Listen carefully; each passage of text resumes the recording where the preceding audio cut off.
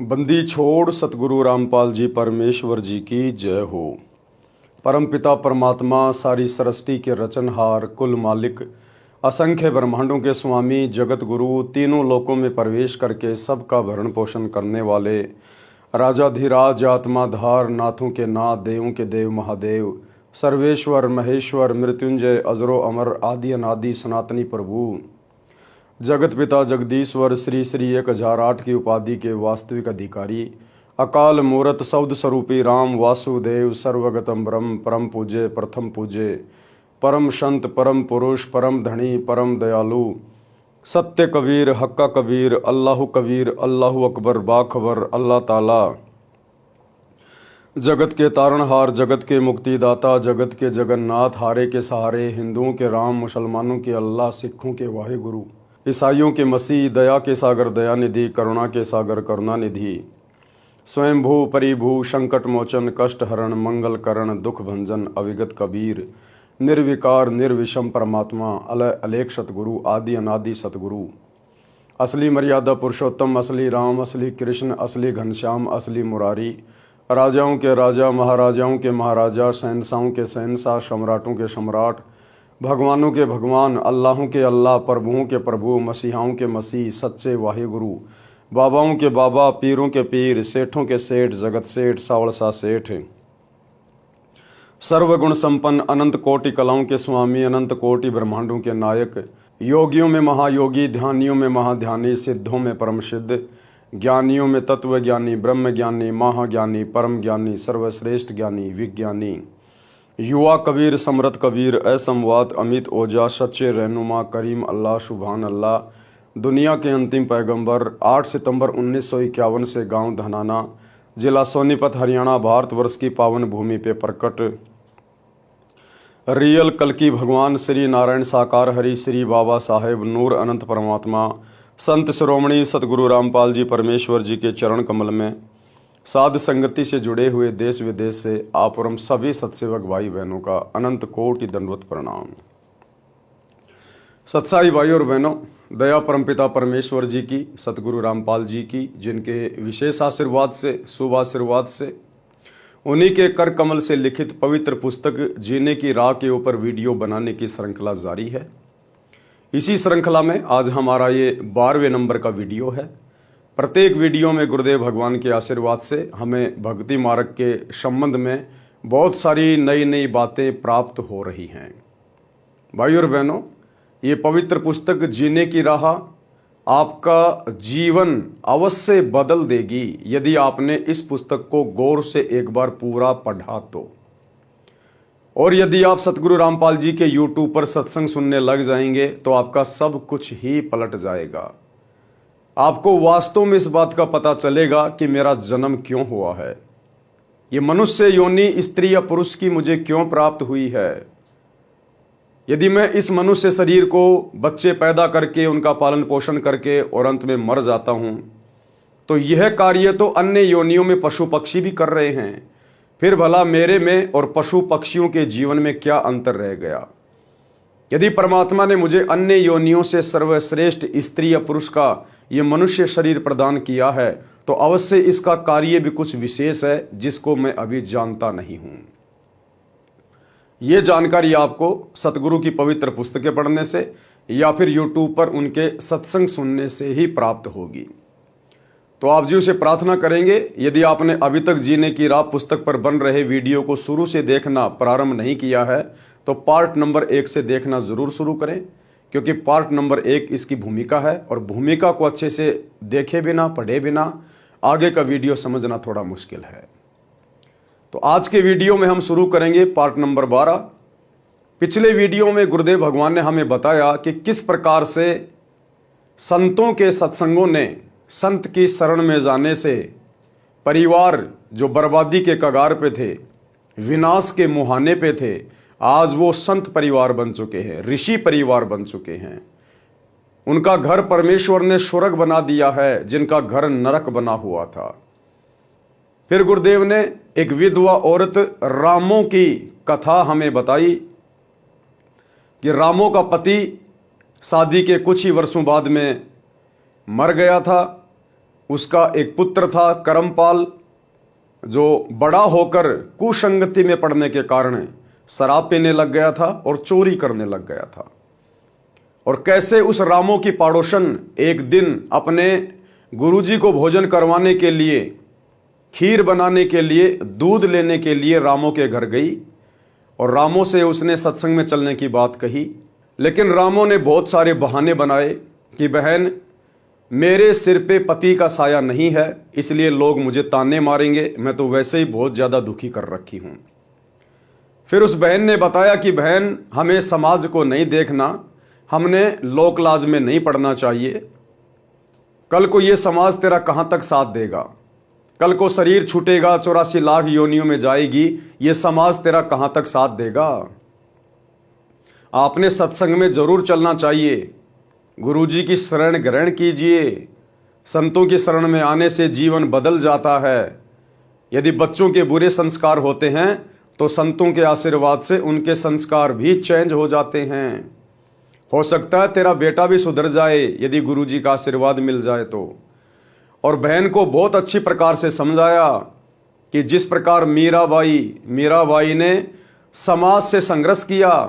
मीराबाई राजपूत समाज से थी और आज से 500 साढ़े 500 वर्ष पहले राजपूत समाज अपनी बहन बेटियों को घर से बाहर नहीं निकलने दिया करते थे, पर्दे में रखा करते थे। लेकिन मीरा को जब ज्ञान समझ में आया, सत्संग समझ में आया, तो मीरा ने ना समाज देखा, ना परिवार देखा, ना वो जाति देखी, और मीरा भक्ति पर सफल हुई और अपना आत्म कल्याण करवाया। यदि वो मीराबाई लोकलाज में आ जाती, दुनिया की बातों में आ जाती, सत्संगों में ना जाती, तो आज कहीं वो कुतिया बन के घूम रही होती। और फिर उस कस्तूरी बहन ने बताया रामो को कि आगे किस प्रकार से मीरा को मारने का प्रयास किया गया उसके देवर के द्वारा। जब मीरा सत्संग में जाती थी, उसका परिवार उसका विरोधी हो गया था। उसका जो देवर था राणा, जो उसके पति की मृत्यु के बाद में राजा बना था, वो मीरा को हर प्रकार से सत्संग में जाने से रोकता था, टोकता था। हर प्रकार से मीरा को मारने का प्रयास किया। एक पेटी में विषैला सर्प बंद करके मीरा के पास भेजा ताकि मीरा को डस लेगा और मृत्यु हो जाएगी। लेकिन संतों के प्रताप से वो विषैला सर्प भी 9 लखा हार बन गया। उसके बाद फिर उस मीरा को जहर से मारने का प्रयास किया गया। तो आगे की कथा वो कस्तूरी बहन उस रामो बहन को मीरा के बारे में क्या सुना रही है। मीराबाई को विष से मारने की व्यर्थ कोशिश, यानी फिर उस राणा ने, मीराबाई के देवर ने, जब मीराबाई ने सत्संग में जाना नहीं छोड़ा कि भाड़ में जाओ समाज, भाड़ में जाओ ये जाति, आज यदि संतों के शरण में जाकर मैंने अपना आत्म कल्याण नहीं करवाया, इस मनुष्य शरीर से यदि मैंने भक्ति नहीं की, तो अगला जन्म मेरा 84 लाख योनियों में होगा, तब ये समाज मेरे क्या काम आएगा। तो राणा ने फिर से प्रयास किया कि मीरा को कैसे रोका जाए, ये तो बदनामी का कारण बन गई समाज में। तो एक सपेरे से जहर मंगवाया मीराबाई को पिलाकर मारने के लिए। मीराबाई को विष से मारने की व्यर्थ कोशिश। एक सपेरे से कहा कि भयंकर विष ला दे जिसे जीभ पर रखते ही व्यक्ति मर जाए। ऐसा विष लाया गया। राजा ने मीरा से कहा कि ये विष पी ले, अन्यथा तेरी गर्दन काट दी जाएगी। मीरा का देवर एक हाथ में तलवार लेके खड़ा है, एक हाथ में वो जहर का प्याला लेके खड़ा है और कह रहा है या तो जहर पी ले, अन्यथा आज तेरी गर्दन काटूंगा। तो मीराबाई ने सोचा गर्दन काटेगा तो दर्द होगा, मारना तो इसने है ही, क्यों ना मैं जहर पी लेती हूं।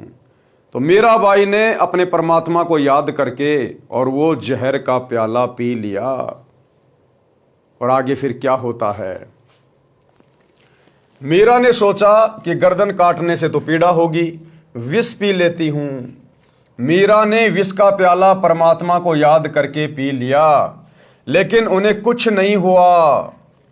सपेरा बुलाया और उससे कहा कि यह नकली विष लाया है। सपेरे ने कहा कि वह प्याला कहाँ है। उसे प्याला दिया गया। सपेरे ने उस प्याले में दूध डालकर एक कुत्ते को वही पिला दिया। कुत्ता दूसरी बार जीभ भी नहीं लगा पाया और मर गया। मीरा की रक्षा किसने की?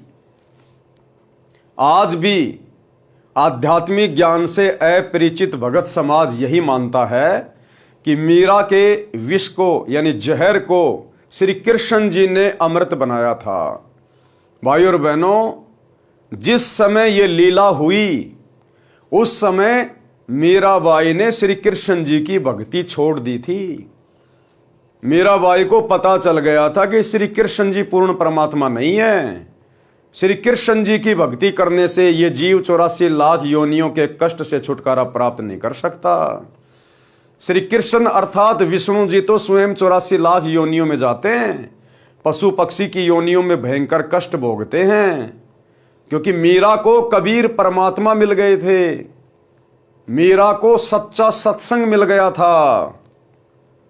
उसके बाद मीरा ने मंदिर में जाना छोड़ दिया था, श्री कृष्ण जी की भक्ति करना छोड़ दिया था और ज्यादा से ज्यादा अपने गुरुदेव के सत्संग में जाया करती थी। मीरा को कबीर जी ने रविदास जी से उपदेश दिलवा दिया था। अन्यथा भाई और बहनों, विचार करने की बात है, यदि मीराबाई के जहर को श्री कृष्ण जी ने ही अमृत बनाया होता तो श्री कृष्ण जी की खुद जहरीले तीर से मृत्यु नहीं होती।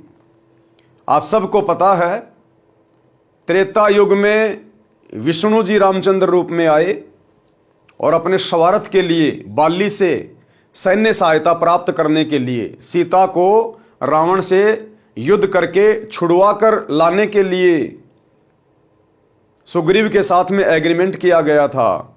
सुग्रीव ने कहा कि आप मेरे को राज्य दिला दो किष्किंधा का, मेरे भाई को मारकर, मैं आपकी सैन्य मदद कर दूंगा। तो श्री रामचंद्र जी ने अपने स्वार्थ के लिए पेड़ की ओट लेकर धोखे से बाली को तीर मारा। मरते समय बाली ने कहा कि मेरी और आपकी तो कोई दुश्मनी थी नहीं, आपने मुझे धोखे से क्यों मारा, इसका बदला कब दोगे? तो श्री विष्णु उर्फ श्री रामचंद्र जी ने कहा कि द्वापर युग में मैं श्री कृष्ण रूप में जन्मूंगा, उस समय आपको मैं ये बदला दूंगा। द्वापर युग में वही श्री विष्णु जी श्री कृष्ण जी के रूप में देवकी के गर्भ से जन्मे, बड़े हुए और जब उनका अंत समय आया तो जंगल में गए हुए थे। एक पेड़ के नीचे पैर के ऊपर पैर रख के लेटे हुए थे। श्री कृष्ण जी के पैर के तलवे में एक पद्म था जो 0 वाट के बल्ब की तरह चमका करता था। उधर से वो बाली वाली आत्मा द्वापर युग में एक बालिया नाम का शिकारी बना। वो जंगल में शिकार करने के लिए गया हुआ था और उसके पास जो तीर था वो तीर लोहे से बुझा हुआ था, वो तीर जहर से बुझा हुआ था। और उसने श्री कृष्ण जी के पैर में चमक रहे पद्म को एक हिरण की आंख समझकर और निशाना लगा दिया और श्री कृष्ण जी के पैर में वो तीर जा लगा और श्री कृष्ण जी तीर लगते ही जोर जोर से चिल्लाने लगे, हाय मर गया, हाय मर गया। बालिया दौड़ के गया और देखा कि लगता है कोई इंसान मर गया। पास जाके देखा कि ये तो राजा है, हाथ जोड़े कि हे भगवान, मुझे तो पता नहीं था, मैंने तो हिरण की आंख समझ के तीर मारा, धोखे से लग गया। तब श्री कृष्ण जी ने कहा कि बालिया, ये तेरा दोष नहीं है, तूने अपना बदला पूरा कर लिया। अब बालिया बोला, भगवान आप राजा, मैं एक गरीब आदमी, आपका और मेरा क्या अदला बदला। तब श्री कृष्ण जी ने पूरी राम कहानी बताई कि ऐसे ऐसे त्रेता युग में तू सुग्रीव का भाई बाली था और मैंने तेरे को धोखे से मारा था और आज तूने भाई अपना बदला ले लिया। और कुछ ही समय उपरांत श्री कृष्ण जी की उस जहर से बुझे हुए तीर से मृत्यु हो जाती है। तो विचार करो भाई और बहनों, श्री कृष्ण जी की स्वयं की मृत्यु जहरीले तीर से हुई। वो श्री कृष्ण जी मीराबाई के जहर को अमृत में कैसे बदल सकता है? अगर इतनी पावर थी, इतनी सामर्थ्यता थी, तो खुद जहरीले तीर से क्यों मरा? ये विचारणीय विषय है, विचार करने की बातें हैं। जिस समय मीराबाई ने जहर का प्याला पिया और वो जहर अमृत में परिवर्तित हुआ, उस समय मीराबाई ने श्री कृष्ण जी की भक्ति को त्याग दिया था, क्योंकि उन्हें रविदास जी की शरण प्राप्त हो चुकी थी। इसलिए मीराबाई की जान बची। तो राणा ने देखा कि यह तो जहर पिलाने से भी नहीं मरी। उसके बाद में राणा ने मीराबाई को छूट दे दी और 2-4 बॉडीगार्ड उसके साथ भेजने शुरू कर दिए,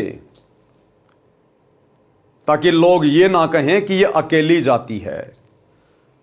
तो भाई और बहनों, इसी प्रकार यदि हम थोड़ा सा संघर्ष करेंगे, जिन परिवारों में आप जियों को आसानी से सत्संग नहीं सुनने दिया जाता, आप माता बहनों को सत्संगों में नहीं जाने दिया जाता, आप माता बहनें थोड़ी सी हिम्मत करें, थोड़ी सी दृढ़ता अपने अंदर लेके आए। ये मीराबाई के उदाहरण आप और हम जो सुनते हैं, ये हमें शिक्षा देती हैं ये कथाएं। आज यदि आपने परिवार की लोक लाज में आकर, अपने पति या ससुर के दबाव में आकर, यदि आज आपने संत की शरण ग्रहण नहीं की, जो कि पृथ्वी पे आए हुए हैं, अगले जन्म में 84 लाख योनियों में डेरा होगा। उस समय ना आपका वो पति काम आएगा, ना आपकी सास और ससुर काम आएंगे। जो वस्तु आपके काम आनी थी, आपका गुरु, वो भक्ति धन, वो आपने लोकलाज में आकर अपने से दूर रखी। इसलिए मीराबाई की कथा हमें संघर्ष करने की प्रेरणा देती है। राजा ने देख लिया कि यह किसी तरह मरने वाली नहीं है, तब उसको मंदिर में जाने से नहीं रोका। अंत में राणा को सरेंडर करना पड़ा, यानी भगत की दृढ़ता के सामने उसने संघर्ष किया। जब मीराबाई 550 साल पहले संघर्ष कर सकती है, तो आजकल तो सरकार ने माता बहनों को बहुत सारे अधिकार दे रखे हैं। आज माता बहनें संघर्ष क्यों नहीं कर सकती? लेकिन संघर्ष उस समय करेंगी जब थोड़े बहुत गुरुदेव के सत्संग सुनना शुरू करेंगी, जब उन्हें अपने आत्म कल्याण की चिंता होगी कि भक्ति करना कितना अनिवार्य है, चाहे स्त्री हो चाहे पुरुष हो।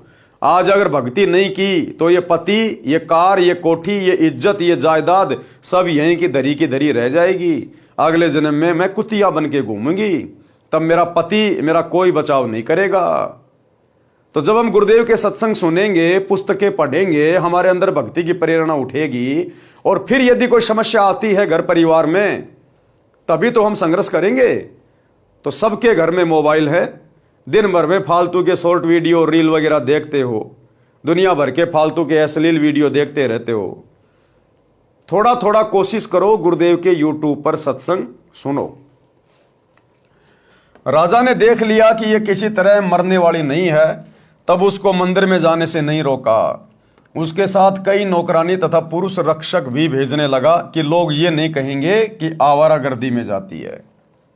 मीराबाई को सतगुरु की शरण मिलना, फिर वो कस्तूरी बहन जो खीर के लिए दूध लाने गई थी रामो बहन के पास में, अब वो रामो बहन को फिर आगे बता रही है कि किस प्रकार से मीराबाई को सतगुरु ने अपनी शरण में लिया। जिस श्री कृष्ण जी के मंदिर में मीराबाई पूजा करने जाती थी, उसके रास्ते में एक छोटा बगीचा था, उसमें कुछ घनी छाया वाले वृक्ष भी थे। उस बगीचे में परमेश्वर कबीर जी तथा संत रविदास जी सत्संग कर रहे थे। सुबह के लगभग 10 बजे का समय था। मीरा जी ने देखा कि यहां परमात्मा की चर्चा या कथा चल रही है। कुछ देर सुनकर चलते हैं। परमेश्वर कबीर जी ने सत्संग में संक्षिप्त सृष्टि रचना का ज्ञान सुनाया। कहा कि श्री कृष्ण जी यानी श्री विष्णु जी से ऊपर अन्य सर्वशक्तिमान परमात्मा है। जन्म मरण समाप्त नहीं हुआ तो भक्ति करना न करना एक समान है। जन्म मरण तो श्री कृष्ण जी अर्थात श्री विष्णु जी का भी समाप्त नहीं है, उनके पुजारियों का कैसे होगा? जैसे हिंदू संत जन कहते हैं कि गीता का ज्ञान श्री कृष्ण अर्थात श्री विष्णु जी ने अर्जुन को बताया। गीता ज्ञान दाता गीता अध्याय 2 श्लोक 12, अध्याय 4 श्लोक 5, अध्याय 10 श्लोक 2 में स्पष्ट कर रहा है कि हे अर्जुन, तेरे और मेरे बहुत जन्म हो चुके हैं, तू नहीं जानता, मैं जानता हूं। इससे स्वयं सिद्ध है कि श्री कृष्ण जी का भी जन्म मरण समाप्त नहीं है, यह अविनाशी नहीं है। इसलिए गीता अध्याय 18 श्लोक 62 में गीता बोलने वाले ने कहा है कि हे भारत, तू सर्वभाव से उस परमेश्वर की शरण में जा, तू सर्वभाव से उस परमेश्वर की शरण में जा। उस परमेश्वर की कृपा से ही तू सनातन परम धाम को तथा परम शांति को प्राप्त होगा। गीता बोलने वाला भगवान अर्जुन को कह रहा है अध्याय 18 श्लोक 62 में कि हे भारत, तू सर्वभाव से उस परमेश्वर की शरण में जा जिसकी शरण में जाने से तू परम शांति को और सनातन परम धाम को प्राप्त होगा। यानी गीता बोलने वाले भगवान ने अपनी भक्ति को कैंसिल कर दिया कि मेरी भक्ति करने से जन्म मरण का रोग नहीं कटेगा, मेरी भक्ति करने से तुझे वो परम सनातन धाम जहां जाने के बाद वापस जन्म मरण में नहीं आना होता, तुझे वो प्राप्त नहीं हो सकता। मेरी भक्ति करते रहने से तेरे को परम शांति नहीं मिल सकती। अगर दुनिया ये सोचती है कि श्री कृष्ण जी ने गीता जी का ज्ञान कहा है, तो श्री कृष्ण जी ने अपनी खुद की भक्ति को रिजेक्ट कर दिया कि अर्जुन, मेरी भक्ति से तुझे कुछ नहीं मिलने वाला। उस परमेश्वर की शरण में जा, और उस परमेश्वर की शरण में गीता अध्याय 4 श्लोक 34 में कहा है कि वो तत्वदर्शी संत बताएगा वो परमेश्वर कौन है, परमात्मा कौन है, उसकी भक्ति क्या है, वो कैसे मिलेगा। और भाई वो तत्वदर्शी संत वर्तमान में धरती पर सतगुरु रामपाल जी के रूप में प्रकट है, जो उस समय श्री कृष्ण जी को भी नहीं मिला। आज आप और हमारा सौभाग्य परमात्मा धरती पे प्रकट है। परमेश्वर कबीर जी के मुख कमल से ये वचन सुनकर परमात्मा के लिए भटक रही आत्मा को नई रोशनी मिली। यानी मीराबाई को एकदम से झटका लगा, अरे मीराबाई तो मोक्ष के लिए भक्ति कर रही थी, और जब संतों के सत्संग में सुना कि श्री कृष्ण जी का भी जन्म मरण है, ये उनके भक्तों का कहां से जन्म मरण समाप्त कर देंगे, तो मीरा को बड़ा झटका सा लगा। सत्संग के उपरांत मीराबाई जी ने प्रश्न किया कि हे महात्मा जी, आपकी आज्ञा हो तो शंका का समाधान करवाऊं। कबीर जी ने कहा कि प्रश्न करो बहन जी। प्रश्न, हे महात्मा जी, आज तक मैंने किसी से नहीं सुना कि श्री कृष्ण जी से ऊपर भी कोई परमात्मा है। आज आपके मुख से सुनकर मैं दोराहे पर खड़ी हो गई हूं। मैं मानती हूं कि संत झूठ नहीं बोलते। परमेश्वर कबीर जी ने कहा कि आपके धार्मिक अज्ञानी गुरुओं का दोष है, जिन्हें स्वयं ज्ञान नहीं कि आपके सदग्रंथ क्या ज्ञान बताते हैं। देवी पुराण के 3 स्कंद में श्री विष्णु जी स्वयं स्वीकारते हैं कि मैं विष्णु ब्रह्मा तथा शंकर नाशवान हैं। हमारा आविर्भाव यानी जन्म तथा तिरोभाव यानी मृत्यु होता रहता है। मीराबाई बोली कि हे महाराज जी, भगवान श्री कृष्ण मुझे साक्षात दर्शन देते हैं, मैं उनसे संवाद करती हूं। कबीर जी ने कहा कि हे मीराबाई जी, आप एक काम करो, भगवान श्री कृष्ण जी से ही पूछ लेना कि आपसे ऊपर भी कोई मालिक है। वे देवता हैं, कभी झूठ नहीं बोलेंगे। मीराबाई को लगा कि वह पागल हो जाएगी यदि श्री कृष्ण जी से भी ऊपर कोई परमात्मा है तो। रात्रि में मीरा जी ने भगवान श्री कृष्ण जी का आह्वान किया। त्रिलोकीनाथ प्रकट हुए। मीरा ने अपनी शंका के समाधान के लिए निवेदन किया कि हे प्रभु, क्या आपसे ऊपर भी कोई परमात्मा है? एक संत ने सत्संग में बताया है, श्री कृष्ण जी ने कहा कि मीरा, परमात्मा तो है परंतु वह किसी को दर्शन नहीं देता। हमने बहुत समाधि व साधना करके देख ली है, क्योंकि ये भी आत्माएं हैं। ब्रह्मा विष्णु महेश भी आत्मा है, परमात्मा नहीं है। इनको भी परमात्मा की चाहत है, और इन्होंने भी बहुत बार समाधि लगा लगा के ध्यान साधना कर करके कोशिश की, लेकिन इनको तत्वदर्शी संत प्राप्त नहीं हैं। और जिस विधि से परमात्मा मिलता है, उनके दर्शन होते हैं, उस विधि के अलावा आप चाहे कितना ही प्रयास कर लो, कितनी कठिन साधना या तप कर लो, परमात्मा नहीं मिल सकता। तो श्री कृष्ण जी ने कहा कि परमात्मा तो है हमारे से ऊपर, लेकिन हमने बहुत प्रयास कर लिया, उसने दर्शन नहीं दिए। हमने बहुत समाधि व साधना करके देख ली है। मीराबाई जी ने सत्संग में परमात्मा कबीर जी से यह भी सुना था कि उस पूर्ण परमात्मा को मैं प्रत्यक्ष दिखाऊंगा, सत्य साधना करके उसके पास सतलोक में भेज दूंगा। मीराबाई ने श्री कृष्ण जी से फिर प्रश्न किया कि क्या आप जीव का जन्म मरण समाप्त कर सकते हो? श्री कृष्ण जी ने कहा कि यह संभव नहीं। कबीर जी ने कहा था कि मेरे पास ऐसा भक्ति मंत्र है जिसे जन्म मरण सदा के लिए समाप्त हो जाता है। वह परम धाम प्राप्त होता है, जिसके विषय में गीता अध्याय 15 श्लोक 4 में कहा है कि तत्व ज्ञान तथा तत्वदर्शी संत की प्राप्ति के पश्चात परमात्मा के उस परम पद की खोज करनी चाहिए जहां जाने के पश्चात साधक फिर लौटकर संसार में कभी नहीं आते। उसी एक परमात्मा की भक्ति करो। मीराबाई ने कहा कि हे भगवान श्री कृष्ण जी, संत जी कह रहे थे कि मैं जन्म मरण समाप्त कर देता हूं, अब मैं क्या करूं, मुझे तो पूर्ण मोक्ष की चाहत है।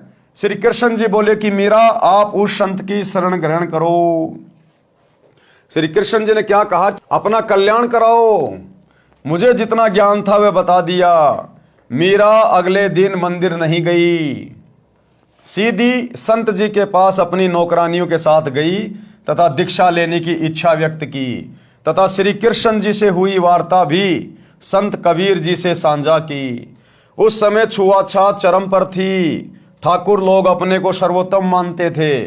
परमात्मा मान बढ़ाई वाले प्राणी को कभी नहीं मिलता।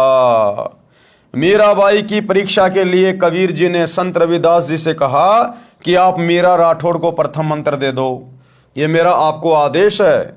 संत रविदास जी ने आज्ञा का पालन किया। संत कबीर परमात्मा जी ने मीरा से कहा कि बहन जी, वो बैठे संत जी, उनके पास जाकर दीक्षा ले ले। बहन मीरा जी तुरंत रविदास जी के पास गई और बोली, संत जी दीक्षा देकर कल्याण करो। संत रविदास जी ने बताया कि बहन जी, मैं चमार जाति से हूं। यानी मीराबाई का अंतःकरण चेक करना चाहते थे कि ये ठाकुरों की लड़की है, कल को समाज पता नहीं इसको क्या क्या कहेगा। और उसके बाद यदि नाम दीक्षा लेने के बाद इसने अपने गुरुजी में दोष देख लिया तो फिर ये पाप की भागी बन जाएगी। तो रविदास ने कहा कि बहन जी, मैं चमार जाति से हूं, आप ठाकुरों की बेटी हो, आपके समाज के लोग आपको बुरा भला कहेंगे, जाति से बाहर कर देंगे, आप विचार कर लें।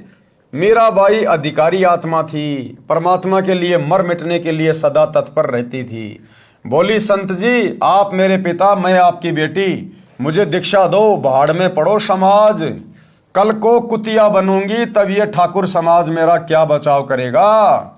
सत्संग में बड़े गुरुजी कबीर जी ने बताया है कि कबीर कुल करनी के कारण हंसा गया भिगोई, तब ये कुल क्या कर लेगा जब तू 4 पांव का होए। ये शरीर छूटने के बाद जब 84 लाख योनियों में जाएंगे और बैल का या गधे का या कुत्ते का जीवन मिलेगा, और जब यहां पर घूमता फिरूंगा, हांडता फिरूंगा, लोगों के लट खाते फिरूंगा, उस समय ये समाज मेरा क्या बचाव करेगा। मेरा बचाव तो गुरु ने करना है, सच्ची भक्ति ने करना है। इसलिए बाढ़ में जाओ समाज, मैंने तो अपना आत्म कल्याण करवाना है। शब्दार्थ, कबीर परमेश्वर जी सतर्क कर रहे हैं कि ये भगत जो कुल परिवार व समाज की शर्म के कारण भक्ति नहीं करते, कहते हैं कि घर परिवार वाले व संसार के व्यक्ति मजाक करेंगे कि नाम दीक्षा लेकर दंडवत प्रणाम करते हो, अन्य देवी देवताओं की पूजा नहीं करते हो, श्राद्ध पिंडदान नहीं करते हो, तुम्हें शर्म आनी चाहिए। उन्होंने अपना मानव जीवन नष्ट कर लिया। भक्ति न करने से जब 4 पैर के पशु यानी गधे, कुत्ते, सुअर, बैल आदि बनोगे, तब ये कुल व संसार के व्यक्ति क्या बचाव करेंगे। भक्ति ने बचाव करना था, वह की नहीं, इसलिए भक्ति करो। इसलिए भाई सच्चे सतगुरु की शरण में आके भक्ति शुरू कर दीजिए। भक्ति बहुत आवश्यक है। ये मनुष्य शरीर स्त्री या पुरुष का केवल हमें भक्ति के लिए मिलता है। संत रविदास जी उठकर संत कबीर जी के पास गए और सब बात बताई। परमात्मा बोले कि देर ना कर, ले आत्मा को अपने शरण में। उसी समय संत रविदास जी ने बहन मीरा को प्रथम मंत्र केवल 5 नाम दिए। ये 5 नाम शरीर में बने कमलों को खोलने वाले हैं, राधा स्वामी पंथ वाले नहीं हैं तथा ना दामाखेड़ा गद्दी वाले से दिए जाने वाले हैं। उनसे भिन्न मोक्ष में सहयोगी मंत्र हैं। मीराबाई को बताया कि ये इनकी पूजा नहीं है, इनकी साधना है। इनके लोक में रहने के लिए, खाने पीने के लिए जो भक्ति धन चाहिए वो इन मंत्रों से ही मिलता है। यहाँ का ऋण उतर जाता है, फिर मोक्ष के अधिकारी होते हैं। परमात्मा कबीर जी तथा संत रविदास जी वहाँ 1 महीना रुके। मीराबाई पहले तो दिन में घर से बाहर जाती थी, फिर रात्रि में भी सत्संग में जाने लगी, क्योंकि सत्संग दिन में कम तथा रात्रि में अधिक होता था। कोई दिन में समय निकाल लेता, कोई रात्रि में।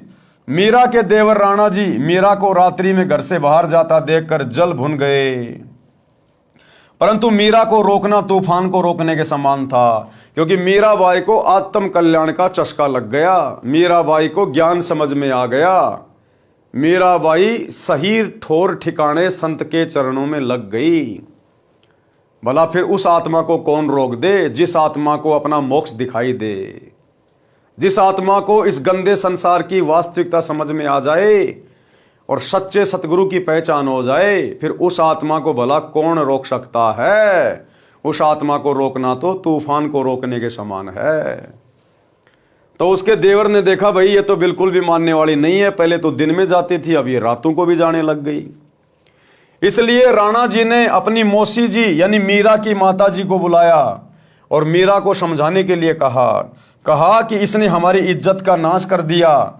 बेटी माता की बात मान लेती है। मीरा की माता ने मीरा को समझाया, मीरा ने उसका तुरंत उत्तर दिया। एक शब्द के माध्यम से गुरुदेव भगवान ने मीराबाई और मीराबाई की जो मां थी उन दोनों के बीच की वार्ता को समझाया है। सत्संग में जाना मीरा छोड़ दे, सत्संग में जाना मीरा, आए मारी लोग करें तकरार, सत्संग में जाना मीरा छोड़ दे, आए मारी लोग करें तकरार, सत्संग में जाना मीरा छोड़ दे, सत्संग में जाना मीरा छोड़ दे, हाय मारी लोग करें तकरार, सत्संग में जाना मीरा छोड़ दे, सत्संग में जाना मेरा ना छूटेरी, सत्संग में जाना मेरा ना छूटेरी, हारी चाहे जड़ के मरो संसार, सत्संग में जाना मेरा, हारी चाहे जल के मरो संसार, सत्संग में जाना मेरा,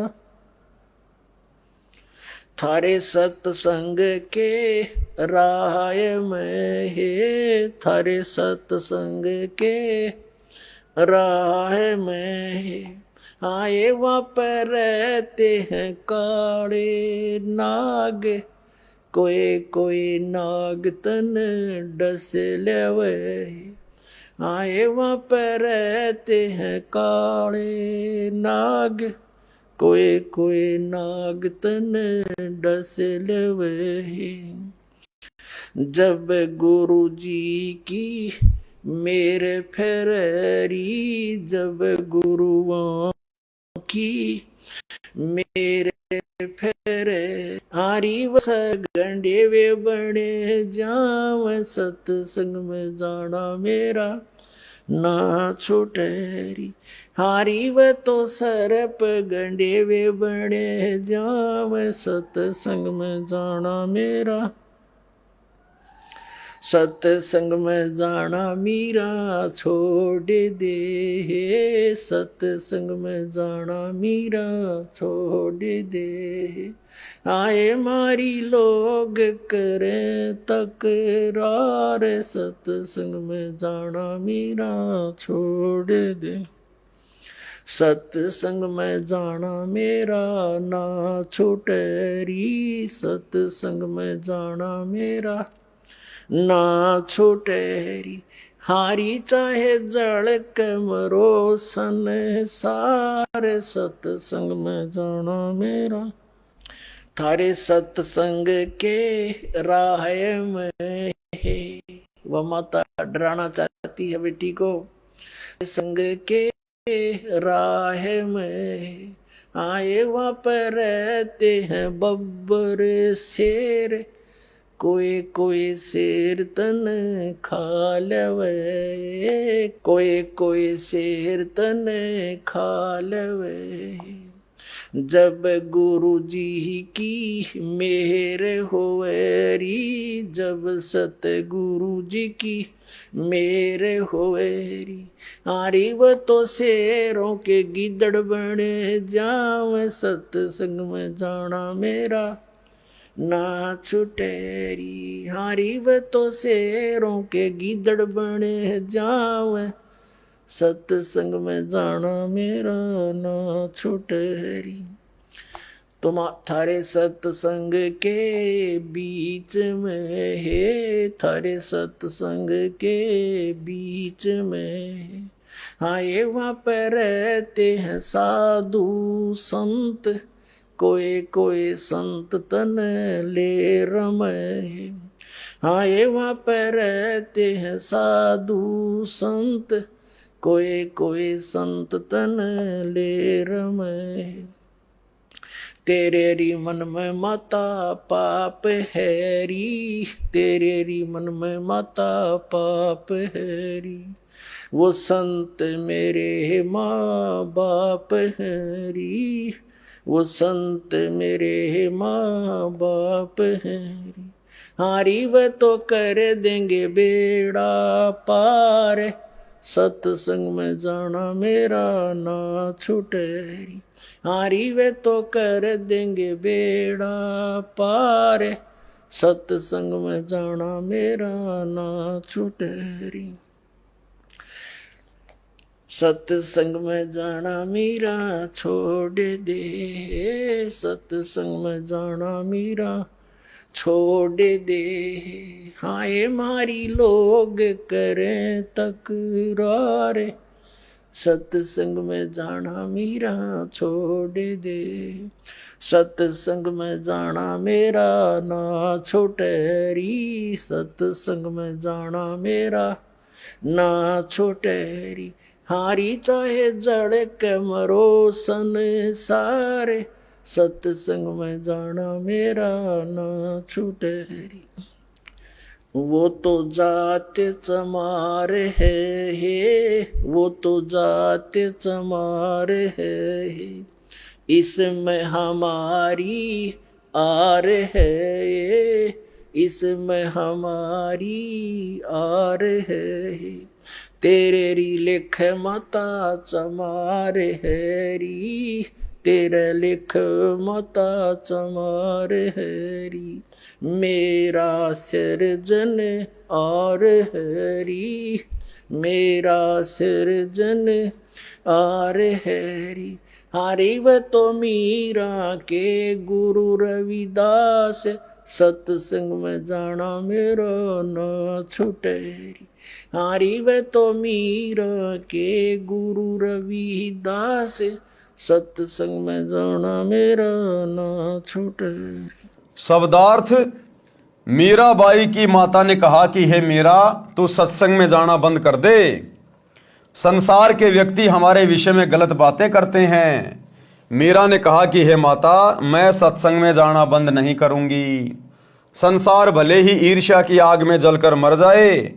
माता ने मीरा को भय कराने के लिए बताया कि जिस रास्ते से तू रात्रि में सत्संग सुनने के लिए जाती है, उस रास्ते में सर्प तथा सिंह रहते हैं, वे तुझे मार देंगे। मीरा ने उत्तर दिया कि मेरे गुरुजी इतने समर्थ हैं। क्या कहा मीरा ने? कि मेरे गुरुजी इतने समर्थ हैं, वे कृपया करेंगे तो शेर भी गीदड़ की तरह व्यवहार करेंगे, गीदड़ की तरह। और सर्प ऐसे निष्क्रिय हो जाएंगे जैसे गंडेवे प्राणी होते हैं, जो सर्प जैसे आकार के होते हैं परंतु 6 या 8 इंच के लंबे और आधा इंच गोलाई के मोटे होते हैं, वे डसते नहीं हैं। मीरा की माता ने फिर कहा कि सत्संग सुनने वाले स्थान पर कुछ युवा भगत पुरुष भी रहते हैं, कोई तेरे को कहीं ले जाएगा और गलत कार्य करेगा।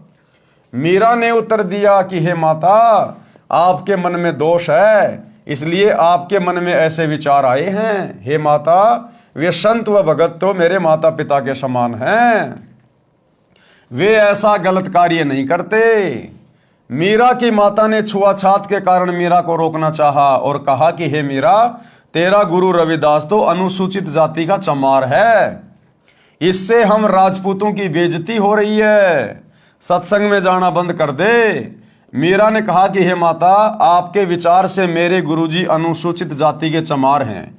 मेरे लिए तो मेरे परमात्मा हैं, मैं उनकी बेटी, वे मेरे पिता हैं। सत्संग में जाना बंद नहीं होगा। जब ज्ञान समझ में आ जाता है, अपने आत्मा के कल्याण की तरफ आत्मा आगे को बढ़ने लगती है, फिर ये समाज, ये परिवार कुछ भी नहीं कर सकता, कुछ भी, क्योंकि फिर हमारे साथ में सतगुरु हो जाता। सतगुरु, जो सतगुरु मीराबाई के साथ में था और सारी बाधाएं परमात्मा साफ करता चला गया। अब ये सारी की सारी जो कथा है वो कस्तूरी बहन उस रामो बहन को बता रही है, जिस रामो बहन का पति युवा अवस्था में मर गया था, जिसका एक लड़का था जो बड़ा होकर चोरी करने लग गया, शराब पीने लग गया, बेचारी दुखी रहती थी। तो वो कस्तूरी बहन जब उसके पास दूध लेने गई तो उसको सारी बातें बता रही थी। ये कथा सुनकर राम प्यारी यानी रामो की आंखें सी खुल गई। अगले दिन कस्तूरी के साथ सत्संग में गई और एक सत्संग सुनते ही दीक्षा ले ली। फिर एक दिन के भोजन की सेवा मांगी। सब परिवारों ने कहा कि बहन, हम अपनी सेवा नहीं छोड़ सकते, क्योंकि उनके गुरुजी आए हुए थे महीने 2 महीने के लिए, सभी का नंबर बंधा हुआ था गुरुजी को भोजन करवाने का। तो राम प्यारी बहन ने कहा कि मैं भी गुरुजी को भोजन कराऊंगी, मुझे भी कोई एक दिन का नंबर दे दे। लेकिन सेवा कौन छोड़े, कोई सेवा छोड़ने को तैयार नहीं था। अंत में वो कस्तूरी बहन जो रामो बहन से दूध लेके गई थी, उसने कहा बहन कि कल मेरा नंबर है, तो कल सुबह का भोजन तो मैं दे दूंगी और शाम का भोजन तू करवा देना, अपन आपस में बांट लेंगे। सब परिवारों ने कहा कि बहन, हम अपनी सेवा नहीं छोड़ सकते, गुरुजी अगली बार आएंगे तब तेरी बारी लगवा देंगे। भगतमती रामो को तो पल की भी चैन नहीं थी, रोने जैसा चेहरा कर लिया। उसी समय कस्तूरी बोली कि बहन, आगे जब मेरी बारी आएगी तो सुबह का भोजन मैं करा दूंगी और रात्रि का भोजन आप करा देना। रामो की खुशी का ठिकाना नहीं रहा, कहीं कहीं पैर टिके। बारी आने पर रात्रि को भोजन तैयार किया। खीर, हलवा, सब्जी, मांडे, पतली पतली रोटी, फुलके बनाए। परंतु लीला सतगुरु की, क्योंकि परमात्मा तो अंतर्यामी है ना। संत शरण में आने से आई टले बला, जय मस्तक में सूली हो, कांटे में टल जा। परमात्मा को तो दिखाई दे रहा था ना कि वो किस दुख से दुखी है। उसका इकलौता बेटा बिगड़ गया है और अब उसका इकलौता बेटा बिल्कुल मौत के मुहाने पे है, मौत के मुहाने पे।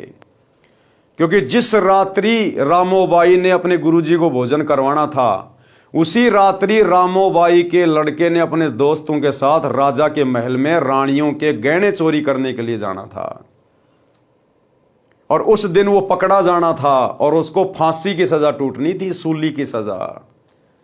लेकिन रामो बहन के सत्संग में जाने से परमात्मा ने उसके परिवार की भी रक्षा की, उसके परिवार की भी रक्षा। इसलिए सच्चे सतगुरु के सत्संगों की, उनकी शरण की आवश्यकता पड़ती है। कैसे किया मालिक ने। परंतु लीला सतगुरु की, रामो को तेज बुखार हो गया, शरीर अंगार की तरह जलने लगा, एक कदम भी चलने की हिम्मत नहीं रही। उसी समय रामो का लड़का आ गया। बहन रामो ने कहा कि बेटा, आज मेरा एक काम कर दे, तेरा जिंदगी भर एहसान नहीं भूलूंगी। बेटा, मैंने गुरु बनाया है, आज रात्रि का भंडारा तेरी ताई भगतमती कस्तूरी की बारी से मांग कर लिया है। बेटा देख, मेरे को तेज बुखार हो गया है, बदन आग की तरह जल रहा है, चलने की हिम्मत नहीं है। लड़का बोला कि मुझे समय नहीं है, क्योंकि लड़के को तो चोरी करने के लिए जाना था।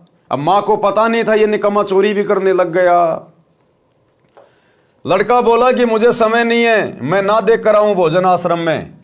माताजी, आप उस आश्रम में ना जाया करो, मुझे आपके बारे में बहुत कुछ सुनना पड़ता है। यह सुनकर भगतमती रामो फूट फूट कर रोने लगी। लड़के को दया आई, परंतु झुंझलाकर बोला, कहाँ है भोजन, दे आता हूं। रामो बहन तुरंत उठी और सब भोजन दे दिया। लड़का उस भोजन को एक तसले में रखकर आश्रम में ले गया। रामो गुरुजी से बार बार निवेदन करती थी कि गुरुजी, लड़का नशा करता है, घर की ठोर बिटोड़ा कर रखा है, बात नहीं मानता उसको भी शरण में ले लो। अगले दिन लड़के को आश्रम में देखकर अन्य भगत तथा भगतमती कहने लगे कि गुरुजी ने सुन ली रामो दुखिया की, बेटा स्वयं भोजन लेकर आ गया। गुरुजी को पता चला तो हर्ष हुआ कि बेटी रामो बस गई, यानी अब उसका घर सुरक्षित हो गया, घर उसका सुरग बन गया क्योंकि उसका बेटा आ गया। सुन ली भगवान ने। लड़का बोला महाराज जी मेरी माता जी को जवर हो गया है, मैं भेजा हूं, भोजन करो। संत जी भोजन के लिए बैठ गए और सोचा लड़का पहली बार आया है, कुछ ज्ञान सुना दूं। संत जी ने कहना शुरू किया कि बेटा माता पिता की सेवा करनी चाहिए, उनकी आज्ञा का पालन करना चाहिए, मोक्ष के लिए गुरु बनाकर सत्य भक्ति करनी चाहिए। नशे ने तो बड़े बड़े घर उजाड़ दिए। लड़का तो जला भुना बैठा था, उसे तो पल पल की देरी महसूस हो रही थी क्योंकि उस रात्रि में उसने अपने साथी चोरों के साथ राजा के घर में चोरी करने जाना था। रात्रि के 12 बजे नगर से बाहर मंदिर में इकट्ठा होकर चोरी करने जाना था। उनकी कल्पना थी कि रानियों के महंगे महंगे हार होते हैं, वे चुरा कर लाएंगे, माला माल हो जाएंगे। इसलिए लड़का संत जी से बोला कि बाबा जी जल्दी भोजन खा ले, मुझे शिक्षा की आवश्यकता नहीं है। संत जी को अच्छा सा नहीं लगा, मन में विचार किया कि रामो वास्तव में दुखी है इस शैतान से। खाना खाते ही बिना बर्तन धोए बर्तन उठाकर चल पड़ा नगर की ओर। आधे रास्ते से अधिक तय करने के पश्चात उसके पैर में मोटी सूल कीकर का कांटा लग गई। पैर में बहुत पीड़ा हुई, चलने में भी कठिनाई हुई। जैसे तैसे घर आया, आंगन में बर्तन पटक कर लगा अपनी माता को उलाने देने। आज ही तेरे गुरुजी के दर्शन किए, आज ही मेरे भाग फूट गए, मेरे पैर में कांटा लग गया, मैं चलने लायक भी नहीं रहा। क्योंकि उसको तो दुख हो रहा था ना कि तेरे यार दोस्त तो आज रानियों के महंगे महंगे गहने चुरा के लाएंगे, वो तो माला माल हो जाएंगे, तेरे पैर में कांटा चुभ गया, तू जान नहीं पाएगा। तो वो सोच रहा था मुझे बहुत बड़ा नुकसान हो गया। बोला मैं तो आज ही गया था तेरी गुरुजी के आश्रम में, मेरे तो भाग फोड़ दिए उसने, और बता नहीं रहा कि मैं चोरी करने जा रहा था। आज के पश्चात आश्रम की ओर मुख करके भी ना सोऊं। रामो का बुखार हल्का हो चुका था। जल्दी से उठी और कांटा लगे पैर को धोया। उसके पैर तेल की गाद यानी तेल के नीचे जमा मैल को कपड़े से बांध दिया और सुबह कांटा निकलवाने की योजना बनाई। लड़का अपनी माता से बहुत लड़ा, ओछी मंदी बातें भी कही क्योंकि लड़के करमपाल को तो चोरी में शामिल न होने के कारण बड़ी हानि हुई लग रही थी। जैसे तैसे सुबह हुई, लड़के का कांटा निकलवा दिया। माता रामो घर के कार्य में लग गई। कुछ देर में एक बैंड बाजा बजता हुआ आया। अब रात को उसके दोस्त जो चोरी करने गए थे वो पकड़े गए और पकड़ने के बाद में उसको सूली की सजा सुना दी गई उन सबको। मंत्रियों ने कहा कि महाराज जी सोचिए कितने बड़े खूंखार चोर हैं, ये आम व्यक्तियों को, आम जनता को कहां बख्शेंगे जो राजा के महल में चोरी करने की हिम्मत दिखा रहे हैं। इनको तो कड़ी से कड़ी सजा मिलनी चाहिए। तो राजा ने कहा इनको सूली तोड़ दो इनको। उस समय सूली की सजा बहुत ही ज्यादा पीड़ादायक होती थी, मृत्युदंड होता था सूली की सजा। एक 5-6 फुट का भाला होता था, भाला ऊपर से बिल्कुल पहना, उसके ऊपर एक लकड़ी का एक वो चकड़ा होता था और जिसको सजा दी जाती थी, जिसको सूली तोड़ी जाती थी, उसको अच्छी तरीके से बांध के और उसकी गुदा के बल उसको वहां बैठा दिया जाता था। वो भाला उसकी गुदा द्वार से होकर धीरे धीरे धीरे धीरे उसकी खोपड़ी से निकलता था। तड़फ तड़फ के मौत होती थी। उसको कहते हैं सूली तोड़ना। तो उसकी माता ने सुबह उसका कांटा निकलवा दिया। वो अपने घर पे बैठा हुआ था। थोड़ी देर बाद देखा कि बैंड बाजे बज रहे हैं और वो बैंड बाजे विशेष आवाज में होते थे जब किसी को कोई सजा देनी होती थी। और सजा देने से पहले उन चोरों को, उन डकैतों को बैंड बाजे के साथ सैनिक पकड़कर पूरे गांव में घुमाते थे ताकि दूसरे लोगों को शिक्षा मिले कि चोरी करना कितना बड़ा जुर्म है, चोरी करेंगे तो हमें भी सूली की सजा तोड़ी जाएगी। तो उनसे कहलवाया जा रहा था कि भाई चोरी नहीं करनी चाहिए, चोरी करना बुरी बात है, और देखो हमने चोरी करी थी, आज शाम को हमें सूली की सजा दी जाएगी। अब वो बैंड बाजा बजता हुआ आ रहा था, लड़का बाहर निकला बैंड बाजे की आवाज सुनकर। नगर निवासियों को पता होता था कि इस प्रकार का साजबाज उस समय शहर में बजाया जाता है जब किसी को मौत की सजा दी जाती है। इसलिए प्रत्येक व्यक्ति अपने अपने घरों के बाहर खड़े हो जाते थे और जाना करते थे कि किसको किस कारण सूली तोड़ा जा रहा है। राजा के सिपाही उन चारों व्यक्तियों से कहलवा रहे थे कि अपना दोष बताओ। वे कह रहे थे कि हम राजा के घर में चोरी करने गए थे, हमने घोर अपराध किया है, आज शाम को हमें सूली पर चढ़ाया जाएगा। कोई सुनता हो तो कभी ऐसी गलती ना करना। करमपाल को अपने साथी चोरों को पहचानते देर नहीं लगी। अब वो करमपाल नाम का लड़का, रामो का बेटा, वो अपने साथियों को तुरंत पहचान गया और माजरा भी समझ गया। रामो बोली कि ठीक हुआ और करना चोरी, तुम्हें यही सजा चाहिए थी, करके खाया नहीं जाता। रामो अपने घर में चली गई। करमपाल द्वार पर भयभीत स्थिति में डरा डरा सा खड़ा रहा। फिर घर में जाकर जोर जोर से रोने लगा। रामो ने देखा कि करमपाल क्यों रो रहा है, पूछा कि बेटा क्या हो गया, कांटा भी निकल गया, अब क्या दर्द हो रहा है।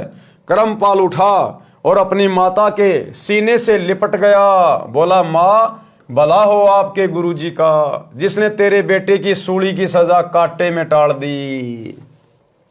अब उस करमपाल के समझ में आई कि रात्रि में वो कांटा तेरे पैर में क्यों लगा था।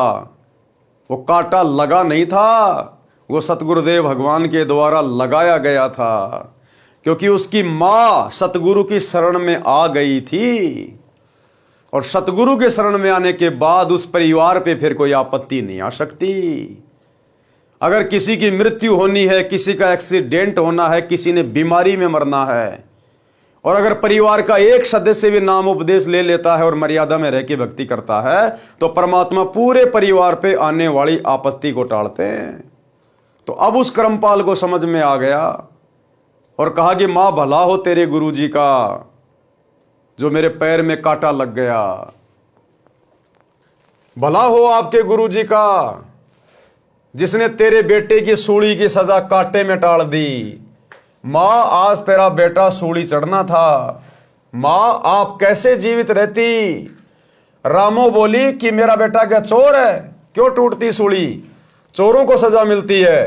करमपाल बोला हाँ मां तेरा बेटा चोर था, आज के बाद कसम है मां तेरी कभी नशा नहीं करूंगा, आपके साथ सत्संग में चला करूंगा, आपके साथ घर के काम में हाथ बटाऊंगा, मैं अपनी जिंदगी में कभी मां को कभी दुखी नहीं करूंगा। रामो बोली रे निकम्मे, चोरी भी करने लग गया था। लड़का बोला कि हाँ मां पक्का चोर हो गया था, धन्य है आपके सतगुरु, धन्य है मेरी मां जिसे ऐसे महापुरुष की शरण मिली। मां आज ही चल मुझे दीक्षा दिला कर ला। रामो तुरंत लड़के को भगतमती कस्तूरी के पास लेकर गई, सब वृतांत बताया। कस्तूरी भी सब कार्य छोड़कर उनके साथ आश्रम में गई और गुरुजी का धन्यवाद किया, सब घटना को बताया, लड़के को नाम दिलाया। एक अन्य गांव के सत्संगी परिवार की लड़की से करमपाल का विवाह हो गया। पूरा परिवार सत्संग में आने लगा तथा सेवा करके सुखी जीवन जीने लगा। एक परिवार के सदस्य ने सतगुरु की शरण ग्रहण करी, सत्संग सुने, और सतगुरु ने उस परिवार के कर्म संस्कार चेंज कर दिए। कर्म संस्कार जम जोरा जासे डरे मिटे कर्म के लेख, अदली असल कबीर है ये कुल के सतगुरु एक। यही कबीर परमात्मा सतगुरु रामपाल जी भगवान चारों युगों में असंख्य रूप धारण करके भिन्न भिन्न वेश बनाकर ये परमात्मा अपने आत्माओं के लिए इस प्रकार की लीला करते रहते हैं, क्योंकि पूर्ण सतगुरु की शरण में आए बिना संस्कार चेंज नहीं होते। अगर वो रामो बहन किसी ऐरे गहरे नकली साधु संत महात्मा से उपदेश ले लेती तो उसके बेटे को सूली की सजा टूटने से कोई नहीं बचा सकता था। लेकिन रामो का सौभाग्य, उसे पूर्ण सतगुरु मिला, पूर्ण सतगुरु और उसका परिवार जो बर्बादी के मुहाने पे था, बेटा एक नंबर का नशेड़ी और चोर बन गया था। अब रामो तो अपने बेटे के ऊपर ही अपने दिन तोड़ रही थी कि बेटा बड़ा होगा, शादी करूंगी, बहू आएगी, पूरी जिंदगी मैंने दुख उठाया है, कम से कम बुढ़ापे में सुख भोगूंगी। उस रामो का जीवन और ज्यादा बुढ़ापे में नरक बनना था, नरक। लेकिन सच्चे सतगुरु की शरण में आने से परिवार ने पूरे परिवार को बचा लिया, बर्बाद होने से बचा लिया। रामो तो सत्संग के रंग में ऐसी रंगी, जब जब सतगुरु जी मंडली समेत आकर आश्रम में रुकते, वह तो सुबह चली जाती, देर शाम को आती और सेवा करती, बर्तन साफ करती, गुरु जी के वस्त्र धोती, सत्संग का तो एक शब्द भी नहीं छोड़ती थी। रामो की तो लगन लग गई कि आगे मेरा जीवन विशेष नहीं था, क्योंकि बेटा मरता तो मैं भी फांसी खा के मरती, जहर खा के मरती, मैं अकेली क्या करती जी के। तो गुरुजी ने तो मेरे को नया जीवन दान दे दिया, मेरे बेटे को बचा कर अपनी शरण में लेके। तो रामो तो बिल्कुल समर्पित हो गई। जब भी गुरुजी आश्रम में आते थे, महीना 2 महीना रुकते थे, वो तो दिन रात वहां पर सेवा में लगी रहती थी। सत्संग का तो एक शब्द भी नहीं छोड़ती थी। एक समय सर्दी का मौसम था। अब एक समय क्या हुआ, सर्दी का मौसम था, सुबह 10 बजे सत्संग शुरू हुआ। गुरुजी ने रामो से कहा कि बेटी वस्त्र धोला, नदी पर धूप थोड़ी देर रहती है, सत्संग के बाद जाएगी तो वस्त्र सूख नहीं पाएंगे। रामो बहन वस्त्र बाल्टी में डालकर चल पड़ी। नदी थोड़ी दूरी पर थी। कपड़े पानी में बाल्टी में भिगोकर सोडा डाल दिया। सोचा कि जितनी देर वस्त्र सोडा में भीगेंगे तब तक सत्संग सुनाती हूं। आश्रम के बाहर दीवार के साथ कान लगाकर सत्संग वचन सुनने लगी। सत्संग समापन पर सत साहिब की ध्वनि सुनी तो रामो को कपड़े याद आए। यानी वो तो बेचारी सत्संग में मगन हो गई, उसको पता ही नहीं चला कि मैंने कपड़े भी धोने हैं, और सर्दी का मौसम है, बाद में सूखेंगे नहीं। तो लगभग शाम हो गई, 2-3 बज गए। अब वो कब कपड़े धोती, कब वो कपड़े सूखते। तो लास्ट में जब गुरुजी ने सत्संग समाप्त किया 2-3 घंटे बाद, तब उसकी एकदम से चेतना आई और उसको चिंता बन गई कि हे भगवान, गुरुजी के कपड़े तो धोए नहीं, अब गुरुजी रात को पहनेंगे क्या। सत्संग समापन पर सत साहिब की ध्वनि सुनी तो रामो को कपड़े याद आए। दौड़ी दौड़ी नदी की ओर चली और डरी हुई थी कि आज तो गलती हो गई, गुरुजी के वचन की अवहेलना हो गई, मेरे ऊपर डांट पड़ेगी, गुरुजी नाराज हो गए तो मेरी तो सेवा पर पानी फिर जाएगा। हे भगवान, ये कौन बनी। इन्हीं विचारों में नदी पर पहुंची तो देखा कि बाल्टी खाली थी। अब सतगुरु ने उस रामो बहन का रूप बनाकर, उसकी सच्ची श्रद्धा देखकर, अगर वो बकवाद में समय टाइम पास करती, कहीं अपनी किसी सहेली से कोई फालतू की बातें कर रही होती, तो परमात्मा उसका रूप बनाकर कपड़े धोने नहीं जाते। लेकिन सतगुरु ने देखा कि इसकी सच्ची श्रद्धा है, ये सत्संग सुनना नहीं छोड़ना चाहती थी, सत्संग सुनने के लिए आश्रम की दीवार से कान लगा के बैठी हुई थी। तो सतगुरु तो अंतर्यामी होते हैं। सतगुरु उस रामो बहन का रूप बनाकर और एक रूप में कपड़े धोकर और सुखाकर भी आ गए थे।